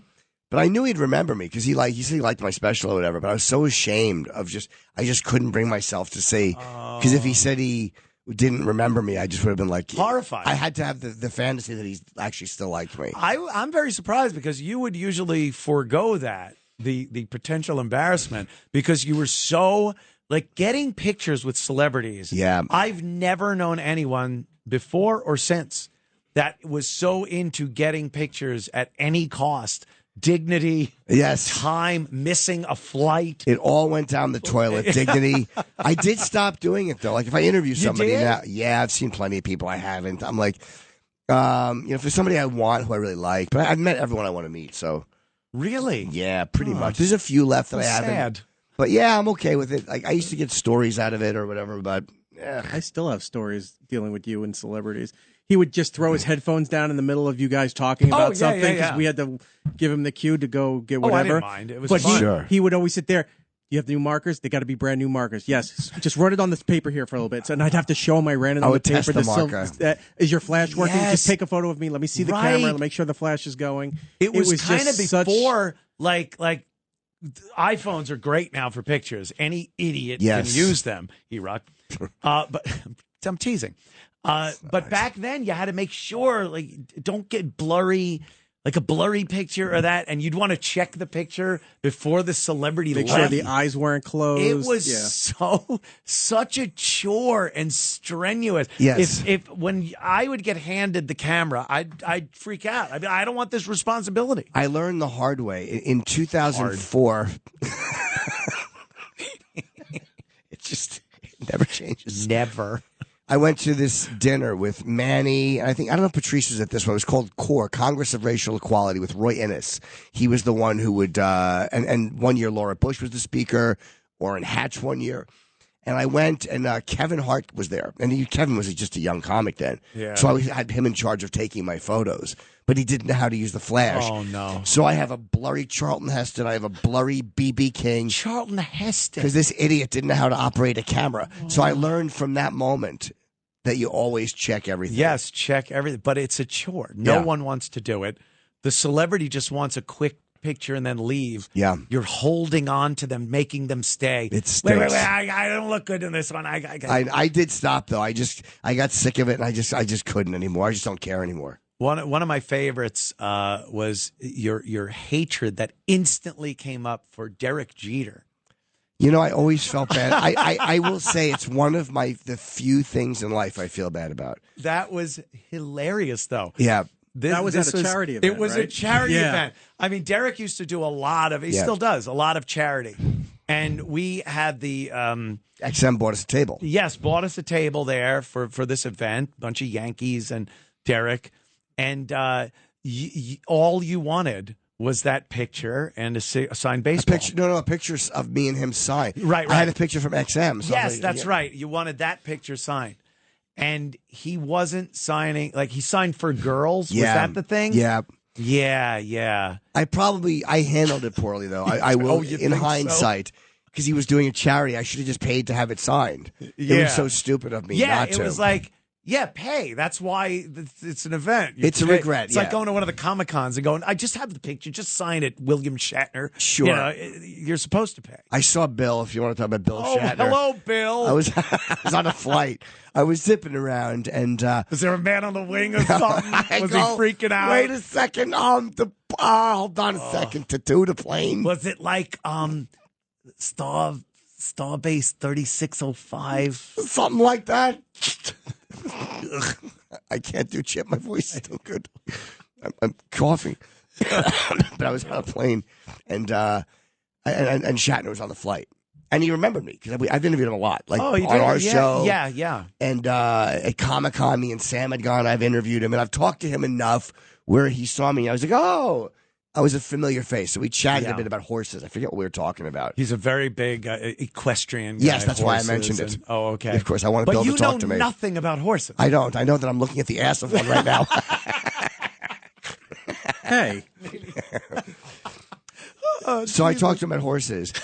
And it was so funny. The pilot even came out to meet him. Shatner is a giant hero. Yeah. And he's just so over it. The pilot came out. Oh, no. And he goes, hey, Bill, you and I met one time. And Shatner just goes, yeah, it was very nice. Oh, my God. Get back to flying the plane. The pilot was so embarrassed because everyone was getting off the plane. And he just went, oh, yeah, that was very nice. And he just walked around like without looking up at him. He's the pilot. At least give him, I felt something. so bad for the guy. Might have been what puts him over the edge to dip the thing down and kill everybody, including Shatner. Yeah, he worked for Malaysian Airlines. So he had a flight to take. But I don't remember. It was just so embarrassing. I'm coughing. Oh, you are a mess. I'm sorry. I wasn't going to cancel. I was looking forward to this for a long time. No. People would have been really mad. Wasn't there a time where we saw Randy Johnson, the pitcher, on the street, and you that tried to giant get a photo? Ostrich lopping across 57th Street. Yeah, you were trying to get the photo, and he said no or something. And all we have is a photo of you taking him walking away. With his giant stork head. It was literally like seeing Nessie, like the Loch Ness monster in front of the Brooklyn Diner. Some of the fails were better than your successes. The famous De Niro one. And then you ended up having some type of professional relationship with Robert De Niro and having him intro your special or there was that scene where what was he spanking you? He spanked me. He spanked my you. bare bottom. He was great. Yeah. But that started out as, the story where you tried to get his a picture with him and you tapped him on the shoulder and looking up at him, it just went, Bob. Yeah. And that killed me. Yeah, because I figured he would think I knew him because I called him Bob. Not Robert. And now if I email him, he gets back to me. I don't have his number, but I do email him and he'll respond. He's always very nice. You think it's him? Oh, no, I know it's him. Yeah. I know it. Yeah, because I had been on an email chain with him for something we were doing at one point. And it's definitely him. Oh, okay. Because, again, the responses I'm not going to doubt you. Are usually brief. And he always starts off very official. He'll go, Mr. De Niro would like to thank you for your I can't think of a funny word. God, I suck under pressure. I was trying to think of inquisition. Or what is it when you inquire about something? Inquisition. But I couldn't think of it. So, yeah, it's inquiry. That's the word. An inquiry. God almighty. When these things turn on, the sense of humor disappears. A flop. But yeah, there were a few celebrities that were just really cool to meet. And do you remember when Rogan was in and yes, Marion Barry was next door, and I went out and begged Marion. I was like, just come in for a minute. I got to hijack him from Sway. And then, of course, he was over at Shade. What was that? Shade 45. Shade 45. Sway had him, and he came in, and Rogan asked him some like uncomfortable questions about smoking crack, and he's just kind of standing there in the. But how is it uncomfortable? It's like that's what you did. That's what you're known for. Not being an amazing mayor. You smoked crack. You were caught on video with a hooker, smoking crack. So yeah, but even I've gotten crap from people over the course of the years that I wasn't aggressive enough with some guests that had things going on, but people don't understand. It's a fun. It's supposed to be a fun show. It's not like Crossfire, and I'm not that kind of guy. I get like cringy putting people in uncomfortable position. Yeah, even I had to laugh before I even said you knew where it was going. Of course, always something about touching your toes in Velcro sneakers.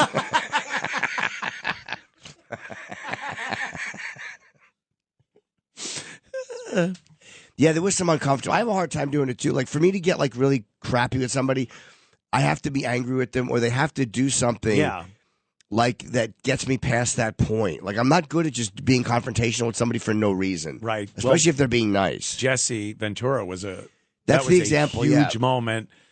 So memorable. It's on video. Yeah. So it's all over YouTube. It has been for years, and it's one of the most popular things that ever happened on the show. I'll still get messages from people, and they'll be like, I saw the Jesse video, and I'll write back, you're mad about an argument two guys had 16 years ago? Yeah. Shut up. Shut up. The speed at which you came out with riffraff hairdo, that's what did it. That put it over and made it so memorable. Jesse was mad, and he kept saying, like, thank you for your service. Yeah. Like, he was the guy and then that touched him like really. My back, very hard, and you just had it at that point. I didn't like that at all. I don't like being alpha. I'm not a tough guy at all. It just set me off. And I kind of that's another one. I don't regret the argument. No. But I regret that we never talked after because it was just so. I mean, it's so stupid. Like I don't have any bad feelings towards the guy. I don't care about him at all. He's still alive, You might bump into him at some point. Have him on your show. I'm off the grid. I go to Mexico in the summertime, and I get off the grid. I don't have a phone. I don't have what else? Walkie-talkies. And you're like, what do you do down there? Off the grid. All right, they didn't allow me on Plum Island. I told them I was a governor, and I took the boat over. It's like, it's a virus island, but I'm a governor, a fighter, a Navy SEAL. Got it. God, what an overinflated sense of self-worth. Yeah, he really was a bit verbose about his accomplishments. Speaking of overinflated, how are you, Erock? Doing fine. That's uncalled for. It is so uncalled for. You actually look good. I don't mean that to be shocked. Right? I was happy when I saw you today. You look good. He does Thank look you very good. much. Yeah. We'll pay for the chair. We'll be right back after these words. Anthony Cumia's show. Jim Norton joining us for the evening. And Erock also sitting here and chiming in when needed. Young Nagel boy. Young Nagel. He was I'm just involved. here to observe. This is your thing. He was involved in a lot of the shenanigans that went on. He with was. The O&A show back at various outlets. Well, let's talk to some people. I'm sure. They want to talk to Jimmy. We'll chat with us. Us, both of us, of course. All of us, actually. How about Troy? Is Troy there? Let's talk to Troy from Scottsdale, Arizona, I believe. Witness Protection Program, Troy? Hey, yes, I'm a big fan. I actually saw you guys at the O&A softball game in Newark, New Jersey. Wow. Oh, wow. It's 2001. Poof.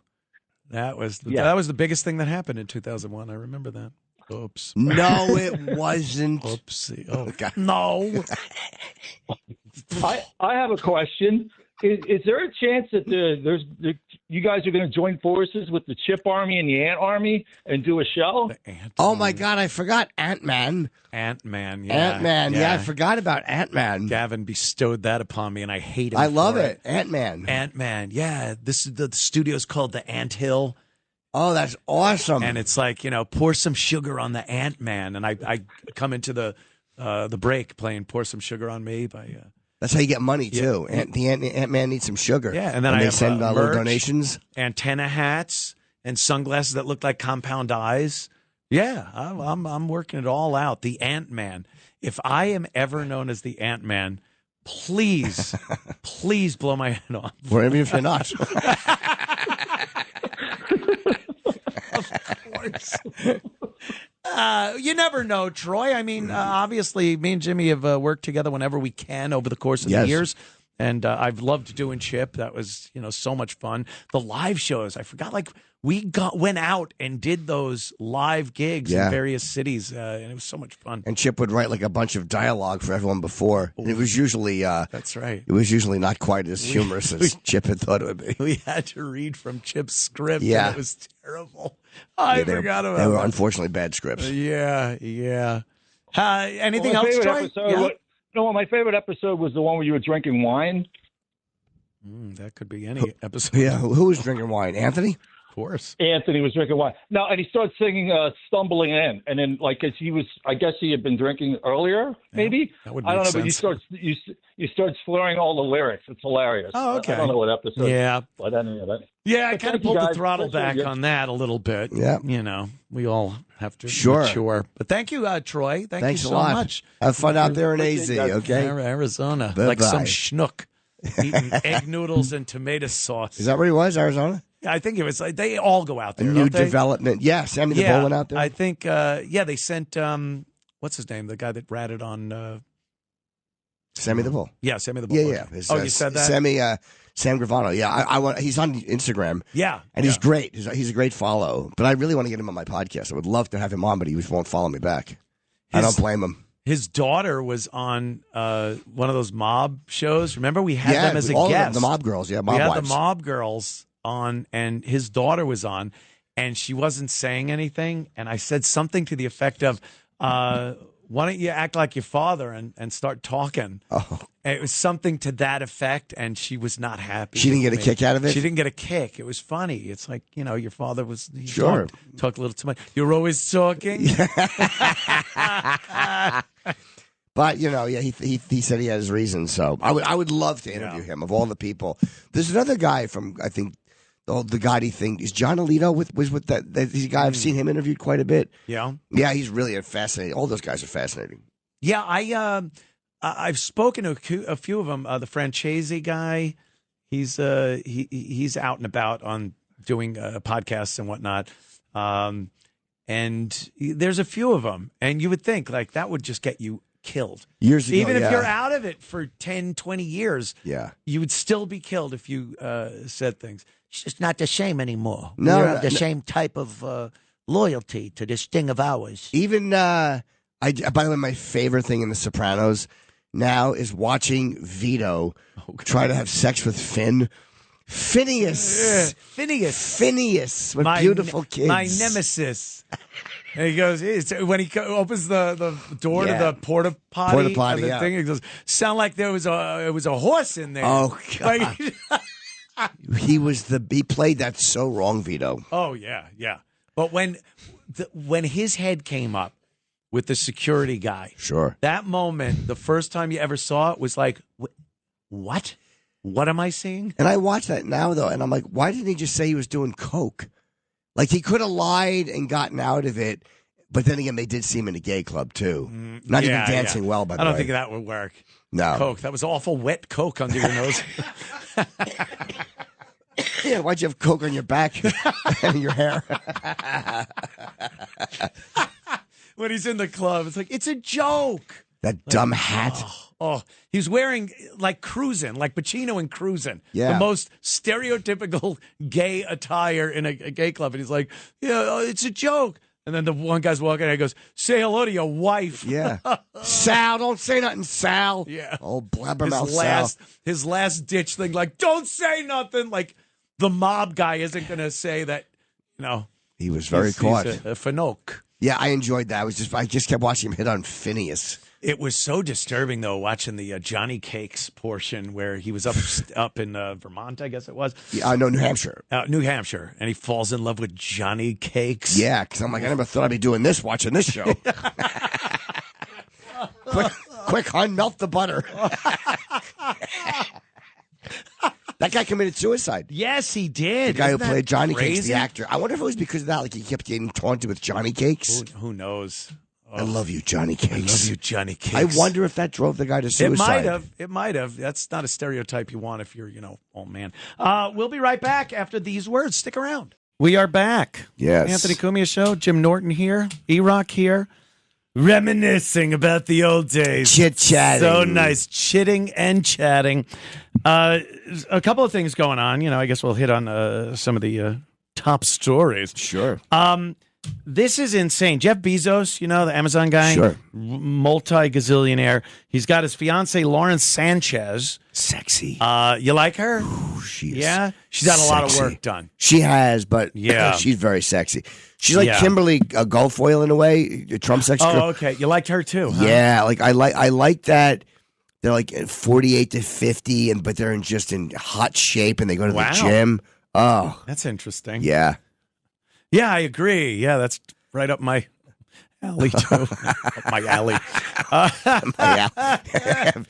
My alley. Is that what you're calling it now? What's your fingers? So he's like in the space business now. You know, he's got the Amazon thing. Blue Origin. Blue Origin. Blue Origin. It needed the money. Oh. Yeah, Blue Comet was The Sopranos where Bobby got shot. Right, the train. I think I'm going to do it. Yeah. You dope. Your stupid trains. So his fiancée, Lauren Sanchez, Katy Perry, pop idol star Katy Perry, and Gayle King, and then two women that I guess have something to do with the aerospace industry. They are going to be rocketed up into technically space. Yep. They're in the vessel for 11 minutes. They shoot it up. That's right. It kind of hangs out up, not in orbit, but above the atmosphere. You're weightless, yeah. And then it comes right back down again. And this is a terrible idea. I think what Jeff Bezos is doing is a carnival act. I think it's a ride. I think it's not like what Elon and SpaceX are doing. SpaceX is bringing people and materials to the space station. Sure. It puts things in orbit. It docks with the space station. Getting a little turned on there, Jim. It docks with the space station.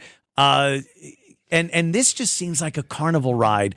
And I can only see it ending in tragedy. You wonder if there's going to be, this is what I have a couple questions about this. Would you do it? I don't know if I would do it. A part of me thinks, Gayle King said she didn't want to do it. But then when someone goes, Oprah said to her, you'll regret it once they're back that you didn't do it. 11 minutes later. It's only 11 minutes. A lot can happen in 11 minutes. Tell me, if you give me there's certain things I could do 5 times in 11 minutes, including handing over the money. Without swallowing. Okay, I'm defenseless when I laugh. Here's what I think. It shoots you straight up, and then you float. Yeah. But there's no engine on it. So when you come back down, when that thing comes back down, is it like falling back down, or how are you? Yeah, it's just falling. The Earth grabs it back and wants it back. So you're basically what are the G-forces like? Are you plummeting? Well, you're not slowing down from, like when a ship is in orbit, it's doing about 17,000 miles an hour. Yeah. So when it hits the atmosphere, it's got to slow down. So you're feeling a lot of G's. When you just shoot it up and it comes back down, you're not getting those speeds. So you're not getting a lot of G's. There's not as much heat on the heat shield because you're not coming through as fast as you would if you were in orbit. But if you were on a plane and it just fell from that height, you'd be smashed up against the ceiling. Yeah, you probably would be. The G's would be terrible. I think terrible. You're strapped in. No, if it's just falling, I think it has more to do with acceleration than speed or deceleration. You're gonna feel it. But this just seems like, first of all, what a great way to off your fiance if you don't want to marry her. Sure. They would never be able to say, "Oh, he did something." Yeah. It's just, look, hey, they took a risk. It's It's dangerous. And then Katy Perry, what is she thinking? I think they're stupid. I think they're just stupid women. Sorry. Well, he's done it. Bezos himself did the first one. Did it with Shatner's Shatner. been on it. Yeah, Shatner did one. Yeah, he cried. He cried because of the blackness, the darkness that I saw up there. Believe me, I can relate. and then he gets down there. He's trying to tell the camera and the microphone that they put in front of his face what an amazing thing had just happened. He said that it was so amazing and scary to see how thin our atmosphere is and how fragile the planet is. You're looking around at blue skies, and then it's just blackness very quickly. And you see this thin atmosphere over the earth and realize, oh, my God, we are here like because of insurmountable odds that this would work. That it actually worked. And Shatner starts tearing up, and stupid Bezos comes over with a big bottle of champagne. Woo! And just starts spraying it on Shatner as he's having this profound moment. Oh, Jeff. And it was so embarrassing. I felt so bad for Bill. And then even Bill had to know, like, okay, this is all right. Woo! But he's having this profound life moment. And but I don't see women. Sorry if I'm sounding misogynistic. Well, they're not driving the ship. No. Ugh, could you imagine? They don't even on SpaceX flights, they're not driving anything. It's very autonomous these days. Like Elon and Tesla and SpaceX is very good with autonomy. It does it by itself. They know how to. The ship itself knows how to dock. I still don't know if I trust that. I know it's just from being so used to people doing everything. Yeah. But when you watch Apollo 13, right? Yeah. You see what happened when you left it up to autonomy. It's great reference, 1971. That's a topical and timely thought. Well, if something happens, I guess they would have to do something hands-on. Yeah. But these things just fly themselves, and especially the Bezos one. This goes up and down. It's like a bottle rocket. Yeah. And these dopey broads are just sitting in there hoping they don't burn up. Yeah. Oh, look, Henfest 25. And I read a couple of articles about it, and they were more concerned with their uniforms.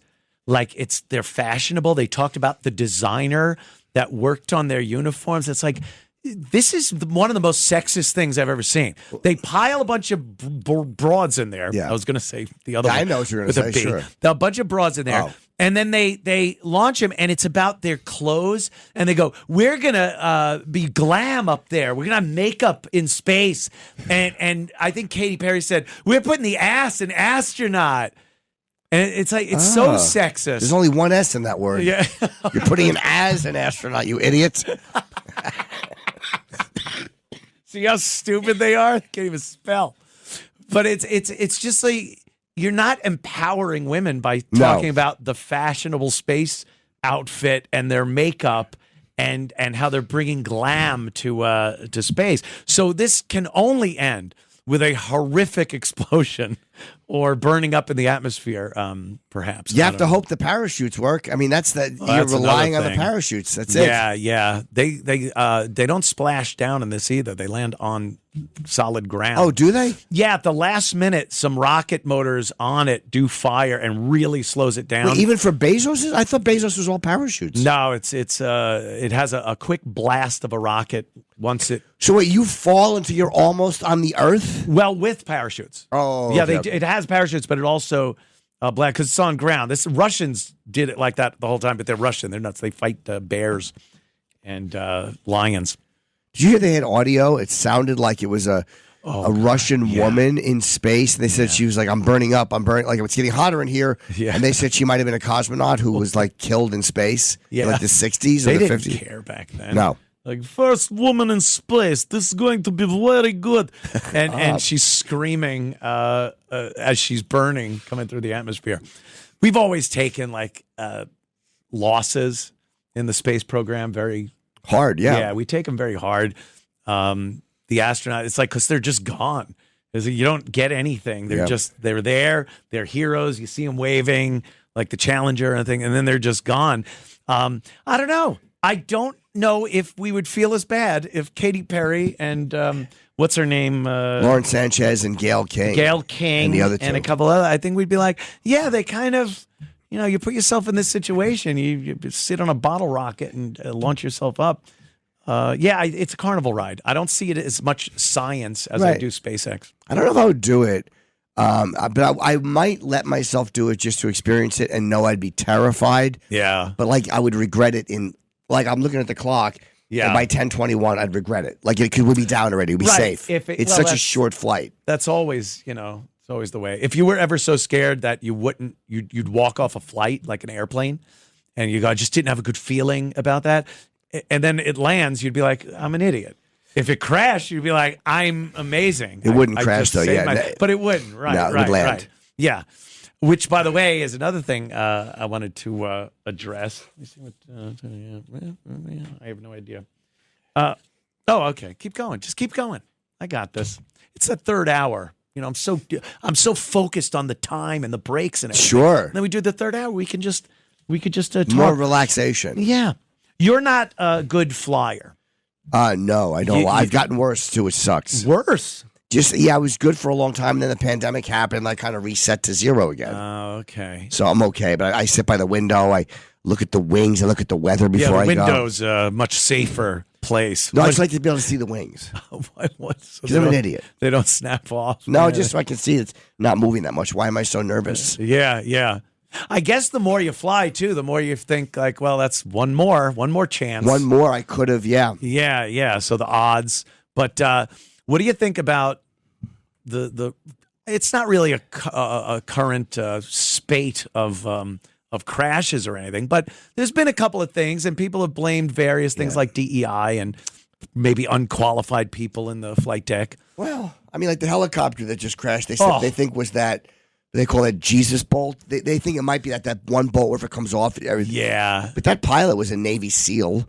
He wasn't a flyer. Oh. And then I heard he was a service guy for the Navy SEALs. Oh, okay. And then he got done with his military service and went into he was a security guard for a personal guard, big dummy. Look at me. I'm at a loss. It's so fun. I'm at a loss. Club Soda Kenny. To watch a man get older and watch his faculties go. Yeah. Club Soda Kenny. It's like watching Uncle June in season 6. I did that. Yeah. Club Soda Kenny. Yeah. So he was kind of that guy. He did personal security. And then his wife said he wanted to start flying. Oh. So he wasn't a pilot in the military. And I'm not blaming him. I mean, they think it seems mechanical. Could be the Jesus bolt, which they call it that because and they say if it fails, you're going to see Jesus. That's it's also because the reason I don't think it was the pilot's fault is because there's very little a pilot can do. Where you see the helicopter falling, and if you see video, you can see the thing still spinning in the air. Yeah, that just came off. But there's also a theory that he had mishandled the controls. He was ham-handed on the controls, and that the rotor he smacked the tail boom and broke it off even before the rotor came off. Can that happen? Oh, yeah. Oh, man. You think that they would make it so that couldn't possibly happen no matter what you do? But if you really push forward and then pull back on the control stick, the rotors are flexible, and it can go back and bend into the boom, the tail boom, and it cuts it off, and you're done. Oh, wow. That's what I hate about helicopter. I'm not a big helicopter guy. I've never been in one, and they have flights to JFK. Yeah. And I thought of it, just to save the time and the traffic. But I want to do a helicopter ride once, but it kind of scares me. Yeah. Like planes, as long as you can get your speed up, it doesn't matter. You can have no motors and a good pilot like Sully. Sure. You land in the river. A helicopter, if it fails, you're done. Yeah, and there have been a lot of little accidents this year. But I look at it the more there are, the less likely it is more will happen. Unless it was because they're putting on qualified people. That could be it too. As mechanics, ground crews. You know what I'm seeing a lot? That people just kind of go, planes bumping into each other at the gate or at the tarmac. Yeah. And that's because your ground crew, who's supposed to, they got their little flashlights and they're guiding the planes in, they're not paying attention, or they're not trained right, or they're stupid, or they got the job because of diversity, equity, and inclusion. So the one it was Delta airline plane, one I fly all the time, one of these CJ 900s. Yeah. CRJ? Is that CRJ 900 from Greenville up to LaGuardia. I hate those Canadian regional jets. Hate them. They're better than props, but they're too small. Yeah, they're very small. It's just first class, please. Was it bumpy coming up? A little bit. Not bad, though. I don't really mind the bumps unless it's crazy. Then I'm kind of looking. But I don't think any plane has ever crashed just because of turbulence. They kind of make them so that I the say wing that to doesn't myself fall all off. the time when I'm Right. panicking. I'm having full-blown panic attacks. Oh, panicky Pete. Yeah, it's the worst. Yeah. But that one in Toronto, it was landing in some poor weather, and it flipped over. Yep. Amazing that people weren't killed. Yeah. But then it's like, it's a woman pilot. Was it a woman? Yeah. It was a woman flying that plane. There was a guy in the plane also, but the woman was flying it at that time, and she didn't have a lot of experience, and especially with bad weather. And I just, I take a picture every time I post it on my social Yes, media. I've noticed. I'm like, Yes. here's an elbow check. I want an elbow with maybe a few, freckles, liver spots, some gray Older arm guy. hair. Sully. Who wouldn't want Sully as his pilot every single time Mother you fly? Goose.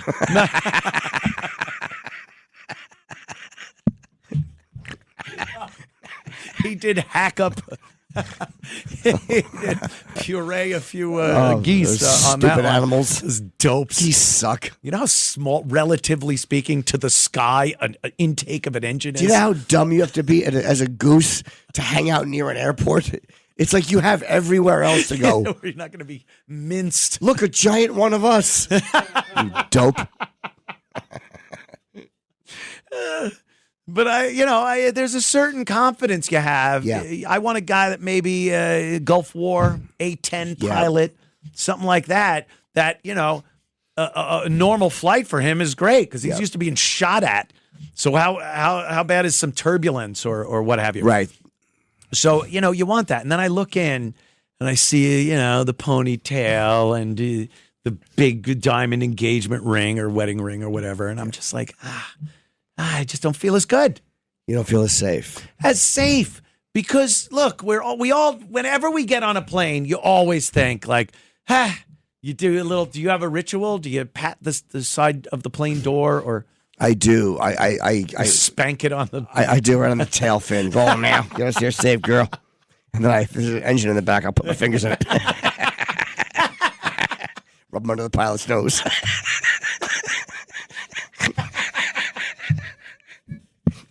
Hey, you made it every time, so I guess it worked. I sure did. Whatever you need to do. I do this thing where I double like my middle finger knuckle in my right hand. I tap twice on the right outside the door walking in. Yeah. And it's embarrassing if someone's behind me. I just got to tap real quick. But it's my little ritual. I do a thing where I actually give my fingertip a little kiss, and then I give 2 taps on the side of the door, like you kiss your fingers and tap. Why? And then I tap on the plane because I'm kind of giving the plane like, hey, baby, get us through this.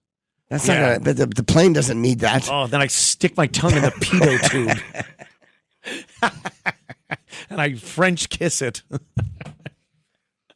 That's the worst ritual I've ever heard. Is it bad? Tapping the door is one thing, but kissing your hand and then it's like it's like when people kiss the ground when they get out of a plane. You're or a they've plane been hostage. molester. I'm molesting the airplane. How many planes have gotten herpes? Yeah, I do that. But now because I want to take a picture, so now I got my camera in one hand. I'm pulling my luggage and I'm trying to do the kiss tap while I take a picture. So it's getting a little crazy. It's too much. I have to do the kiss tap. I got to do it. It's my ritual. Yeah, we all have a little something. Do you do anything? No, I don't think I do. No, you don't care. No, I really don't care. I fall asleep as soon as the plane's about to take off, and then I wake up, as David Tell used to call it, time travel. Yeah, time travel. That's great. You don't sleep, though, right? Not even if it's a 15-hour flight and I have a king bed. You used to have a special pillow you brought with you, right? Oh, that's right. Yeah, but I bite it now. No, I don't. That was a bit much. Yeah, I don't The do whole that thing anymore. with the neck thing. And I have that still. You have the neck thing? Yeah, but I had to get a new one because I was on a United flight. and somebody had puked on the floor. Jesus. And I didn't know it, but I take my little thing and I put it on the ground. No. And I could smell, my whole seat area smelled like puke. And I looked down and I realized there was puke there. There wasn't any puke there, but they had just cleaned it up. So I had put my stuff down and it all ruined and smelled like vomit. Oh, that's disgusting. Yeah, it was gross. I was very unhappy. Yeah, that happened recently where someone projectile vomited on a woman and her baby, and all on the side of the plane. Like, this guy unleashed, and it was disgusting. She had the baby, and she didn't seem that upset about it. I think when you have kids, you kind of don't get grossed out by puke and things. I guess. But she and what they did was they pulled back to the terminal. And a cleaning crew, they didn't even deplane. A cleaning crew came in and just kind of mopped it up. But she was wet with this guy's vomit and had to fly the whole flight sitting in wet vomit clothes. What was wrong with him? Was he just sick or he had... Yeah, he was walking to the bathroom when they were taxiing. And the stewardess, of course, is like, take your seat, sir. You're not allowed Run an active taxiway. And then the woman said he just looked very puzzled. He kind of was wobbling a little and then just blah, all over her and her baby. How do you not aim for the floor? I've never puked that suddenly that I don't realize I'm aiming at someone. Yeah, especially if you're on your way to the bathroom. Who cares what the stewardess says? Keep going. Go to the bathroom, vomit in there, and then tell her, look, I'm sorry. I had to throw up. I had to puke. Yeah. You ever get sick on a plane? No. Maybe once years ago, but I take Dramamine, so I'm usually okay in bad weather. You're... some of the stories that you and Florentine with passing gas on the plane and completely disgusting everyone around you. Do you know, it's funny you say that because I came here tonight and unfortunately the little gal at home gave me cheese yesterday. Is that lactose, react a little bad? And all day today it was my whole house. I'm intolerant, but not for lactose. You're melanin intolerant. I have been gassing all day, and for some reason, unfortunately, it is not hitting me now. I was hoping to really stink up the studio. Jeez, that would be. I wanted so much your new gig and all your shiny new microphones. Take that, stupid. But unfortunately, I don't have any, but the cheese kills me. You were great in elevators when you could release the Kraken in an elevator when we would be at Sirius XM or something. Yeah. And you could embarrass people in an elevator very easily. You did it to me all the time. He would walk into the production studios, just open the door and said, do you have my plugs? Rip, and then slam the door and walk right back on the air. Yeah, it really is great leaving someone. I've done that to my wife a bit, and she pointed out that also, like with Florentine, there was one time that the flight attendant had to spritz by our seat. Did she know and purposely buy she just you, did it or down just the hall. in the area? No, down the hall. I think we were okay. It was one of those first class that had like one seat, then one seat, then one seat. So it wasn't like so she didn't know who it was, so she just kind of spritzed. You should have been in no class. Of course I should have been. Terrible person. I am definitely not a gentleman. But I did break a little wind, and today I was hoping, and you just reminded me, I'm disappointed. In the elevators when Jimmy would get on and there's other people in the elevator and the door would shut and he would start talking about like, don't worry, sweetie, it's not a death sentence anymore. The test came back. It's okay. We were expecting this. And I'd look and just go, don't be embarrassed, sweetie. It's all right. Nothing to be shy about. So embarrassing. I don't like scenes. No. I don't like that kind of thing. And it would really get me so uncomfortable. Yeah, I like making you uncomfortable. Yes, you did many, many times. I went to dinner with Jim one time and... Most expensive night of my life. That's the pause. No, we're sitting there and he's ordering and then... strain the shrimp through your baleen. That's just mean. That's a whale joke. Thank you. I get it. I didn't care for that. I'm going to pause it. No, I did. So we're I'll ordering... do it so you can understand. 20-year-old bit. Still I know, good, it's right? 20-year-old bit. So we're ordering dinner Wow, and Jim's... 15 years older than you normally like him.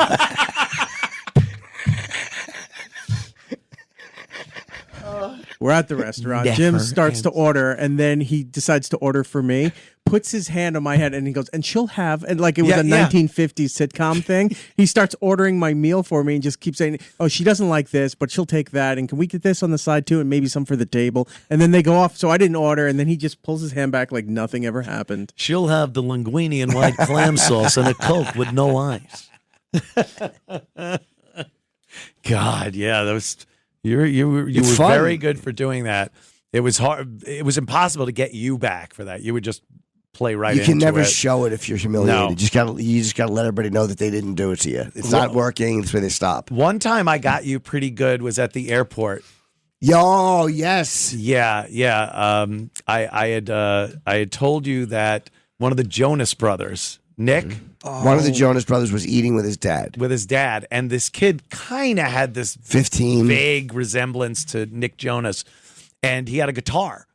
And I guess his father was there, or whoever it was. Airport, yeah. And I'm like, no, that's his agent, and that's Nick Jonas. And you're like, you wanted to believe so bad to get a picture.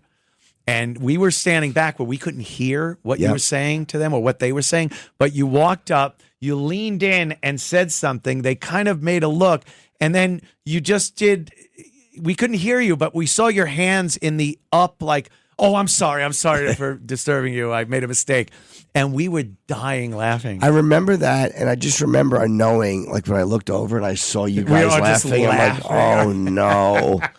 Oh no! I bothered some boy with his father. That was during a time where you were oh my crazy God, with pictures anywhere. That was the big thing. Yeah, I remember that. That was one of the really great times. That was humiliating. Yeah, those gigs were great. The comedy tours. They were so much fun, man. We would just going to different markets for like just to do a day of radio or whatever. They were great. Yeah, Philly, Philadelphia, Cleveland. Do you hear from Tim? I hear from Tim all the time. Oh, no? Problem? No. All right. It's the business. It is Some what it people you get along with. Some people you don't. Some people you appreciate. Some people absolutely. In life, I get it. There are people we are friends with. There are people we know from work. There are people who try to get us fired. There are people who... Life is crazy. All right. Okay. You know how there's all walks in I hear you. Believe me. I understand wholeheartedly. Let's talk to John from the Isle of Long. John, what's up, my friend? Hey, what's going on, guys? Oi. Hi, John. Hi, wonderful show. I just wanted to ask, what do you guys think the future of like talk radio and media is going between podcasts and radio and all of that? It's as far as I'm concerned, I think, like I was saying, the only commodity left is talk. It's something you can't just whip up. Yeah. You know, if I like 80s music, I could go to satellite radio 80s on 8, or I could go to Spotify or Apple Radio and get exactly what I want without the pesky DJ chiming in between my Kaja Gugu songs. Hitting the post and wrecking the beginning of the song. Right. Dumb mouth. Yapping over it. Yeah. But talk radio, that's still something that people want. They'll listen to it. There's an audience for it. So I don't know. I think that's something that, the death knell for radio has been going on for years. Television, talkies. Yeah. The talkies.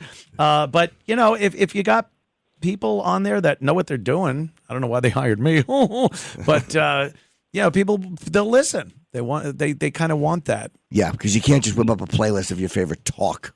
No. Do you guys think podcasts that get played out eventually? People are never going to stick a little because there's so many of them. There's always going to be ones that last. Yeah. No, they'll be around for a long time until the next technology comes along. But why wouldn't they? Radio's been here forever. Yeah. I think podcasting, though, is almost like comedy was in the 80s, where everyone was doing Jerry. Yeah. Did you ever notice? And there were 5 comedy shows on every weekend.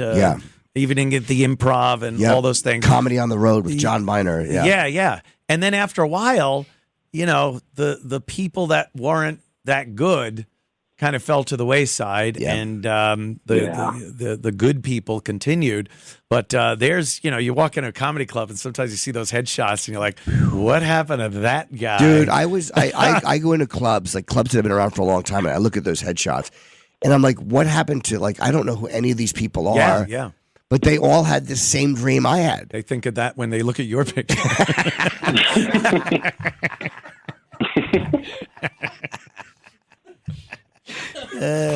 Yeah, you get the point, son. You get the point. I hope that answered your question, John. Oh, awesome. Thank you, guys. Jimmy, your podcast is awesome, too. Yes. Thank you, John. Thanks, buddy. Yes, Jim Norton's podcast. Jim Norton Can't Save You. I love it. Yeah, I love doing it. He cannot save you. And it's a lot of fun. I wanted to call it, people love the song at the end of it that I close with. Uh-huh. And I wanted to call the show Good Luck Stupid because it's such a great name. But we it kind of fits, too. Like, it does. You got problems, good luck, stupid. But Mike, the producer, he's like, yeah, but it might be harder to get certain guests if they don't like I'm like, oh, yeah. And at the end, I just play. It's a very short, like, AI-generated song. Everybody asked me about the song at the end of it. They're all like, who's that singing? And where'd you get that? Wow. It's AI? AI. It's 10 seconds. Did you come up with the lyrics, prompt for the AI? Yeah, I did on my phone. You did? Yeah, there's actually an opening song, which we don't play on the video, and which is AI. And then there's a closing song, but it's a 10-second song, and that's the whole thing. Yeah. On AI. I tried to hire a girl to actually sing it, and she was like one of these people you find on a website. And she's like, this is OnlyFans, you idiot. I don't say it. Like, oh, sorry. I just saw you talking into that giant microphone. Why'd the microphone spit on the lady?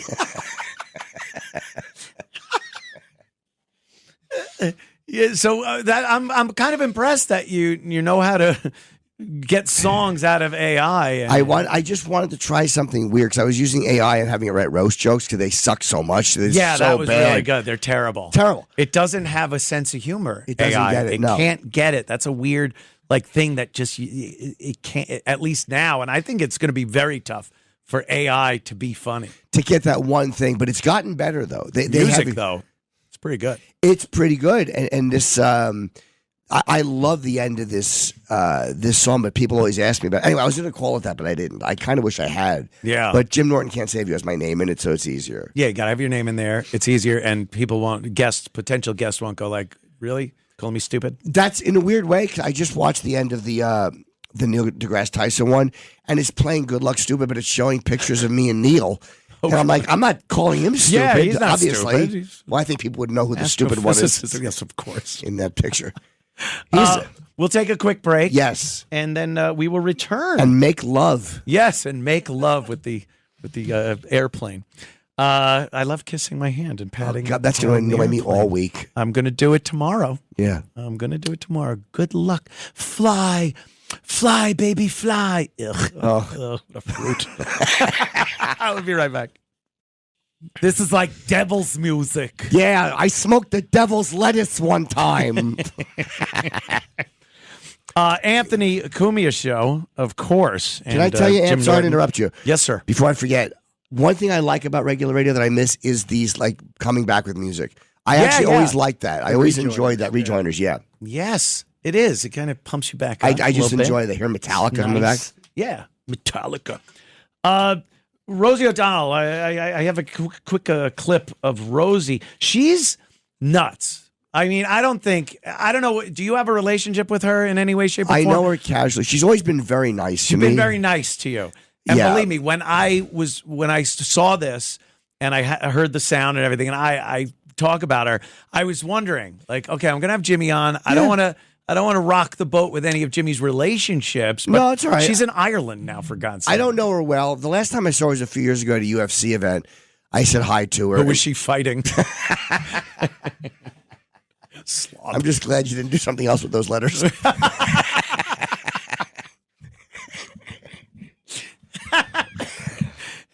No, I was, and she was with her son. So I said, comics always know each other. It's like actors may not, but comedians always.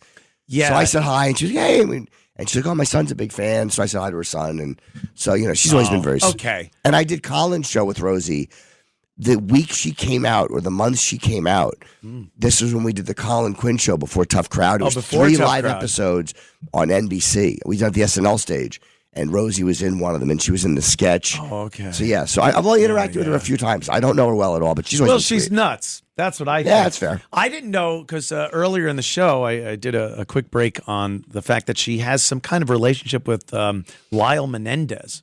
What's his name? Lyle Menendez. Oh, okay. Of course, the Menendez brothers, they murdered their I love the father, though. He understood what gladiators did. Oh, boy, did he ever. Do you think they were abused by the dad? Yeah, I do. Probably mentally, but physically, sexually? Maybe a little bit. Yeah. But either way, I think they're terrible. I mean, they literally did just plan to shoot their parents in cold blood and keep the money and buy sports cars. Come Right. Yeah. It's there's too many instances where that happens and then they go, well, I was abused, so it justifies everything. It's like, man, a premeditated murder. Yeah, you might have both a problem your there. parents with shotguns. You weren't scared of your mother. Yeah. Well, Stop they were pissed at her because she didn't do anything and knew that the dad was abusing them or something. I don't know, but apparently the jury wasn't swayed because they got life in prison. Yeah, they're trying to. The documentary just came out and they're trying to get their sentence redone and Well, it's going to be reheard. You think it? Well, it's going to be reheard, but do you think they'll actually get less time or time served and be released?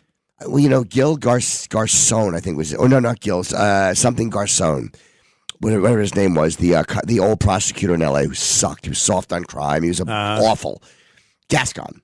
And he said yes, that they should be resentenced. Then the new guy comes and he's like, wants the death penalty for people.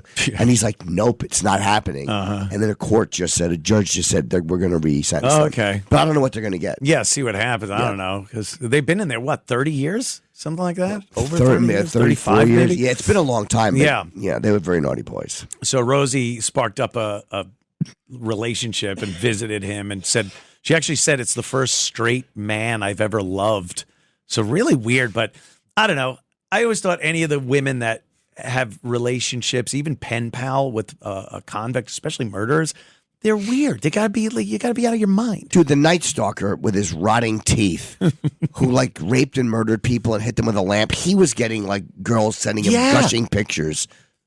That makes you feel bad when you can't get a date. When I was swiping on Tinder, getting nothing, I'm like, all I had to do is bludgeon an old lady. Yeah, it's a little disheartening. It is. But those women are just busted. They're just crazy. broken They're women. nuts. And I think Rosie falls into that category. She seems like a very miserable person. But is it a love thing with him, or is it just that I love this guy? And it's not like a sexual or relationship thing. No, I can't imagine that. Yeah. But even so, it's just weird getting this close relationship with somebody in prison for murder. Yeah. But that was just one thing. The other thing is the fact that she went to Ireland. Yes, she did. I guess she's got grandparents. I don't know what the rules are for Ireland, but you can't just go there and go, I want to be live here now. But she has grandparents that are from Ireland. And I guess if you can trace your heritage back not too far to genuine Irish people, you're allowed some type of citizenship. Oh, really? There. Yeah, so she's trying to get that done. But she's her thing of leaving America was that she's sick of, obviously she hates Trump, but I think that's even a personal thing. She's taking it very personal, but he called her a slob. He did, yeah. The world was watching that debate. That's right. When he said, just Rosie O'Donnell, she's a slob. So she took it personally, but would you leave the country because this guy that talked crap about you is the president? No, I wouldn't. I'd be happy anybody recognized me. No. And I'd ask him for a picture. I wouldn't care. Trump calls me a slob. He did. He did. I have that as a badge of honor. But it was before he was president. How much does she have money-wise? I guess she has a lot of money. She's got to be doing well. Yeah, she had that talk show that was that went on for forever. so long. She made a ton of money. Yeah, she was good at it, too, before Ellen came along. Yeah, that bitch. Yeah, I met her once. I liked that she made people do the white glove test when they weren't dusting properly. She would have people chew gum because her breath stunk. I kind of like Ellen. She was She's such not a a wretch. nice boss. No, she sucked. I love it. And, she'd come out with the dumb dance, and everyone's like, oh, Ellen, she's so nice. She was ruthless behind the scenes. Yeah, exactly. A bunch of diabetic fat housewives dancing along to her dumb song. Meanwhile, she's spitting on people in the green room. Firing Tic Tacs into people's mouth. Oh, I love it. Chew some gum. Stink. Yeah, some guy's got ACT breath. Some line producer fruit. Yeah, Rosie was doing good. And it was like, I think people knew she was lesbian. Sure. But she didn't come out and say it. She put on that whole fake thing. Cutie patootie, yeah, Tom Cruise. Yeah, Tom Cruise and everything. And the housewives ate it up. And then she kind of turned she was very bitter. I think there were accusations on her set, too, that she was a little bit of a beast behind the scenes. Tom Selleck, that was the moment that did it for her. Yeah. Yes. People get so caught up in a real life argument with someone, and it was just a weird tone for what she does. Yeah. And people are like, what are you doing? Like, who cares? He's there to promote something. Who cares? Yeah, she went after him about the Second Amendment. Yep. He didn't back down. No. And it was weird because it's such a lighthearted show. I got my koosh balls. I'll throw them at you. Why do you have guns? Who's that, Voss? Yeah. Well, she kind of sounds like that these days. She's just very, she's a downer. Yeah. She's a downer now. She was difficult at SiriusXM when they hired her to do the show. Of course they hired her. And she was there for a while and then stopped doing her show. Her producers were hosting her show for months because she wasn't getting any of the sponsors that she used to have from the talk show. Oh, okay. And when she went from the talk show to The View to SiriusXM. Yeah. And I forgot she did The View. Yeah. She did it for one season or something. Was that it? She made big news on that show when she was on. Look at us little hens we are. Yeah, little hens. How long was she on? What happened? Oh, for Pete's sake, Anthony, My you're goodness. lying. Oh, how the time flies. That was good. I think the best view, though, was... Feel free to set the doorway to this room on fire. 3 old bags. They're locking it now. Yeah, well, I wanted to get to the fact that screw her because she's bad-mouthing the United States of America. And here she is talking about when she might return, what her criteria might be. Let's listen. When, it is safe for all citizens to have equal rights there in America, that's when we will consider coming back. Please come back. It's been heartbreaking to see what's happening politically and... What? Hard for me personally as well. Yeah. The personal is political, as we all know. The mainstream media has been letting us all down there in America, where the Fourth Estate is required in order to maintain a democracy. And, they haven't been doing their job. So they rag Trump. Here's hoping that they will incessantly. get better before it's too late. And here's hoping it's not too late already. I encourage everyone to stand up, to use their voice, to protest, to demand. Demand what? What is this? That we follow the Constitution in our country. She just goes on social media from Ireland. And not a king. All right. Not a man. Not a king. It's not a king. And we don't have cruelty. As Cruelty. part of our governing style. So doling the tax. All right, then. Shut up, Hold, Rosie. please. Shut up. Turn her Hold, off. please. I can't stand her. You let her get to you. I do. Because it's like... Take it easy, Philly. What? What, Philly? What, your brother, whatever happened there. And he just gets angry again. That scumbag cousin of yours. Phil, take it easy. Phil. Whatever happened there. What a dolt. So Rosie, what rights don't people have? This is what it's, and she's blaming the media. Now, we've been talking about how garbage the media's been for a while. For decades. All they do is they're a propaganda wing. Yeah. People can argue whether it's for the left or the right. It's obviously been biased for the left. More of it, yeah. Much more of it. So what did they not do, Rosie? The fact that Trump got elected is pissing Rosie off because she thinks the media should have done more smearing and more libel and slander and lies about Trump. So her idea of the media not doing its job is he got elected. You guys didn't do enough of destroying this guy. So she then thinks that rights are being taken away. Whose? The Constitution. Trump doesn't want little groups to have their own little rights and special treatment. So we all have our rights under the Constitution, And those are the rights that we have as Americans. And she thinks they're being taken away and runs off to Ireland. Go screw. Goodbye. We should go down to New Orleans and hand out free Cuba leaflets.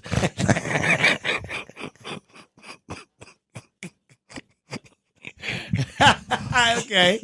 I get it. I get so incensed. Lee Harvey Oswald. Lee Harvey Oswald, of course. I watched JFK. On my chest. I watched it. Oh, I'm dying. And there's some.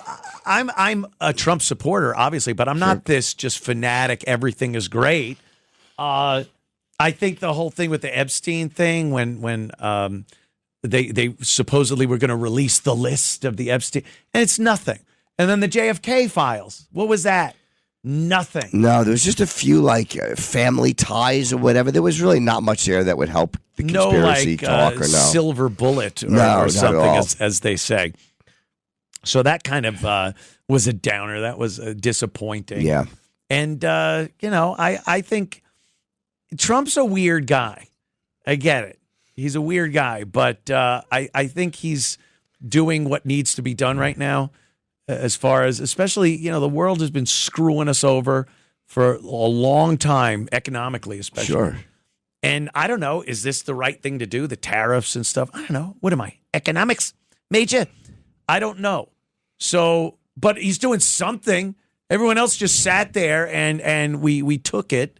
And now he wants to do something, so I'm kind of good. Yeah, I don't know anything about tariffs. Like the way he explained it kind of made sense, but I don't know if he's right or wrong. I just don't know. I don't know anything about it. And you know what it is? No one does. No. All these people think, with a few scrolls of your thumb, you're an expert at everything. And every week there's some new thing that everyone professes to know everything about, and they'll get on and tell you what an idiot you are because you don't know anything about that. And that's another thing that this damn phone is. It really does. It makes everyone's unbearable. Yeah, everyone is unbearable. I just can't. I don't care. I don't care about the debates. Yeah, meaning regular people. Right. Like they'll make a big deal about two people debating Israel. Or they're debating the death penalty. I don't care what they say. I don't care. They're not the story. And how does a machine? You pick up your phone. How does this little gadget that has porn on it? Why are we doing anything else? Why are we doing anything else? Why would you be so interested in economics or anything when you could just see horrible sex acts? Well, some of us are using it for that, Anthony. Some of us, while being in Lakewood, New Jersey last week for a gig, realized late in the evening that the little lubricant was required and got in the car and drove 1 hour each way to an adult bookstore that was open to buy a little bit of lubricant. I thought you were going to buy a book. No, not at all. No. Oh, that's wow! And you had to go that an far? Hour each way. It was from Lakewood, New Jersey, to right by Philly in Jersey.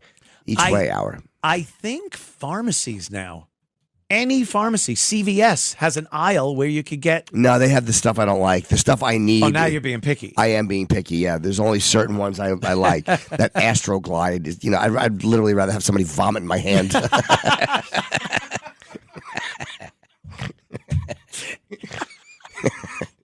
That seems like a weird thing to be, especially if you're in a pinch there and you got to drive an hour. It would be like, whatever. Because once you're done, you're not going to. I know, but you're just going to feel like the piece of garbage you are, dude. It's even worse because then you have to take the towel and you can still feel it on you when you're trying to doze off. It's just got that slippery feeling. It's pretty awful. I would gather. But I drove an hour each way to do it. See, I do that stuff on my phone. Yeah, that's my point. You've always had kind of an issue. Yes, I have with that. Very dirty boy. The spending hours on end. Oh. And then upon completion, it's like, why did I waste that much time? Absolutely doing this. I'm garbage. Sure. Why didn't I just use butter for my toast? That would be so much faster. Would have tasted better.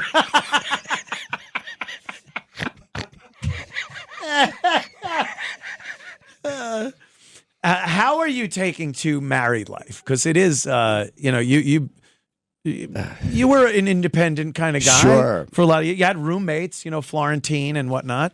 But marriage is that's a big thing. Sure. Yeah, and you had all your stuff. Like, I don't know how your wife feels about your Kiss posters. Hates and them. Memorabilia. How's it going? One word, Gaza.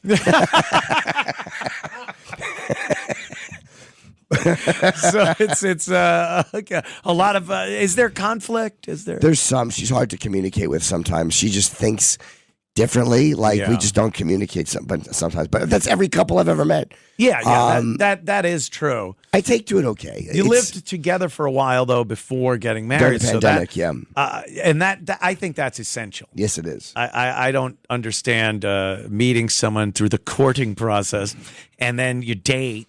And then you marry, and all of a sudden, you're living together, and now you're learning just horrible things about the other person. Yeah, like I get a kick out of not flushing. She doesn't think it's funny. Big log. I'm like, come on now. Joker cleared the lid. Do you turn the lights off when she goes in? No, because I don't want to know what she's doing in there. Because God forbid I walk in too late. And I can't turn the lights off because my bathroom has a door that has glass. So it would be ineffective because you can see. Yes, it's kind of like an opaque glass, like one of those old school, like a dentist vent office window at the top of the. Yes. Oh, okay. Yeah, but it's not that bad. You know what? I like it. She's messy. Yeah. There's two of us, so my place is messier. But it's nice to have you a family. clean guy though? You like things organized. I was in my way. I had my Were ways. ya? Yeah, like I have my ways. I like everything organized a certain way. I like to do whatever I want to do. Yeah. Jim's house was like a museum. Kind of, yeah. Oh, no, I know. I was at the last place, I think, and then this place, obviously. And this place isn't as nuts. No. You're not as crazy as you were with your memorabilia. But there's a lot of stuff there, boxing gloves and photos. But it's not every photo that you've ever taken on hanging on the wall. No, I just have some posters up, Kiss stuff in museum glass. I mean, literally the frames are worth more than the posters. Yeah. But it's nice having someone to go home to. Like, I like going, I'll go home after, I'll see her. It's fine. Yeah. I love her, so it's easy. Yeah, okay. It's not easy. It's I get it. Yeah, there's kind of challenges. Sometimes. Yeah. Sometimes you're like, oh, God. Other times I'm like, sure. Argument. Yeah. Something like that. Yeah. I just think back to that white Bronco and like, yep. Sure. Surely. Do you give in on arguments a lot just to make it stop? Because I think you're pretty dedicated to an argument. Yeah, I'm not good at giving in. Sometimes she's so obnoxious. She'll go, just say you're sorry. But I'm not sorry at all. And I tell her I'm not sorry at all. And she'll go, just say you're sorry. I'm like, I'm sorry. And she goes, I'm sorry too. And that's the end of it. Wow. She can end things like that. We're all stewing it. It does help. But you're mad still. It goes away though, because then we're done fighting. Yeah. So it is. She's better at ending an argument than I am. I hate the idea of makeup sex because it's like you're still insanely mad. The argument's over. I'm sorry, I did this, or let's work this out, or so. And then you're supposed to want to have some physical stuff with some sex. Yeah. I'm still not happy. Yeah, because then she and I are just going to wind up arguing over the last Blue Chew.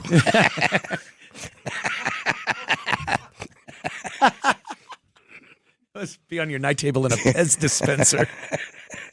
Your turn. Yeah, but no, I'm not big on makeup sex either, to be honest with you. Yeah. Now, still living in New York. Sure. Do you when you're driving around, do you at least notice hookers? Because I know you used to be. They're not anywhere anymore. They're not anywhere, right? No, and it's funny. I got a new car. I'm doing a Subaru now. Because it's less expensive. I'm being more responsible. It's gay. And I never, Subarus. It's a lesbian is that car, a lesbian car? I think it's a lesbian vehicle, but for a guy, I don't know if it's gay, like for a guy. I only got it because they're supposed to be very good in the snow, and I was doing some upstate driving, and I was like, I don't. I just need something better than this BMW. And it's half the price for a lease. And I like it. I like the old Subaru. And, you ever think of pulling it in a garage, closing the door, and starting it? It's all I think of. There's not a time I get in that car that I don't look for duct tape and a towel and a garden hose. Just want to put your picture up. Yeah, I've thought of it. Coming up after my program is Dominic Carter. He does his show after my show. And I'm going to pop on with him for a couple of minutes at the beginning of his show, see what he'll be doing this evening. Also, what do you got to plug? Because I want to get everybody's plugs this week. Erock, where will you be eating? I mean, that's just not nice. Well, I still have Anthony's credit card, so I'll be over at Smith & Levinsky's over there. The Amex. I was wondering why that was still coming in. I'm going to Key West this weekend, this Friday, Saturday. Ooh. And I got a bunch of gigs. Just go to my website, JimNorton.com. Do you still enjoy going around touring? Yeah, I'm doing it more now because, again, that's where the money is. Yeah. But I like that I can just go out and not worry about getting back for radio. It's great. It's great. Yeah. I don't miss it at all. Like, I miss, again, the knowledge that the money's there, but I don't see any real life effect from it. Like, I don't miss waking up and walking in at all. It's nice being able to pull the throttle back a little bit, do a little more of what you want to do. Go do gigs, drive. Hey, you know what? Can we tack a Sunday or a Thursday onto that weekend? Yeah. And I'll just drive and take a nice leisurely, have another night in a hotel by myself. Tug.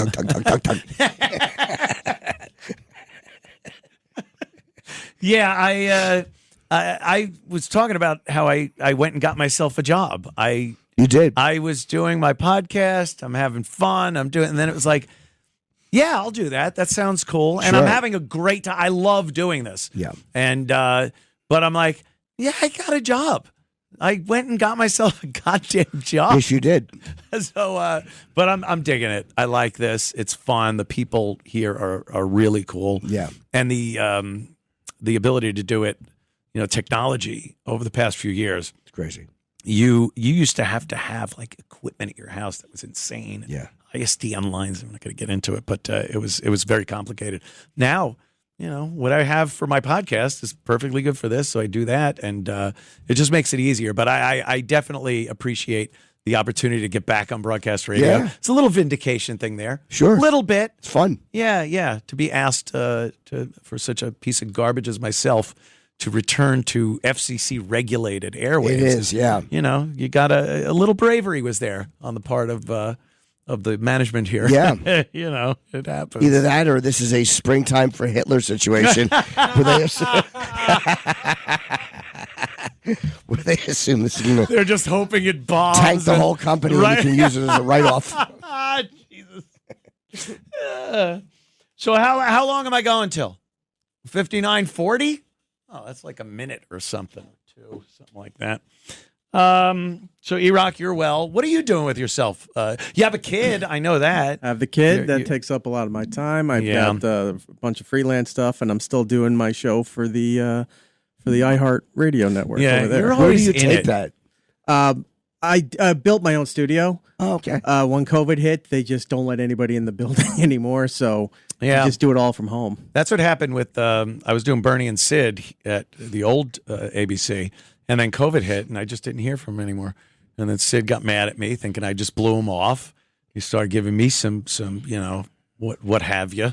And now, we're the best of friends. Happy Passover, Sid. I like this facility better. I can't believe they found such a great place. Like the other place was older, and this is just better. Yes, and the host on Sunday night is better. Lionel? Me. Oh. Yeah. No. I don't know who they have last time before you. I don't know. Okay. Probably Anthony Weiner or something. Okay. He was here for a while. Was he really? Yeah. You're surrounded by people we caused problems for all over the place. I know. It is funny. But Anthony. Once I realized they had him on, I'm like, I got to be a shoo-in. I'm not that bad. Is he good on the radio? I don't know. He's a pretty smart guy. I never listened to him. Okay. How smart can you be if you're texting children? Well, look, as they say, the smartest people make questionable mistakes. Perhaps there in that area, his intelligence was not great. Perhaps. Yeah. Jimmy, I got to tell you, just great. I've been looking forward to hanging out with you, and Me too. So have the listeners and fans and social media. They love when we get to hang out. I know it's great to not have anything to worry about in the morning, and not. When you're back, I'd love to do it again. Yeah, this was fun. Very cool. Okay, I'm going to be back for a couple of minutes with where's my paper? With Dominic Carter. Jesus, and so stick around. Anthony Cumia Show.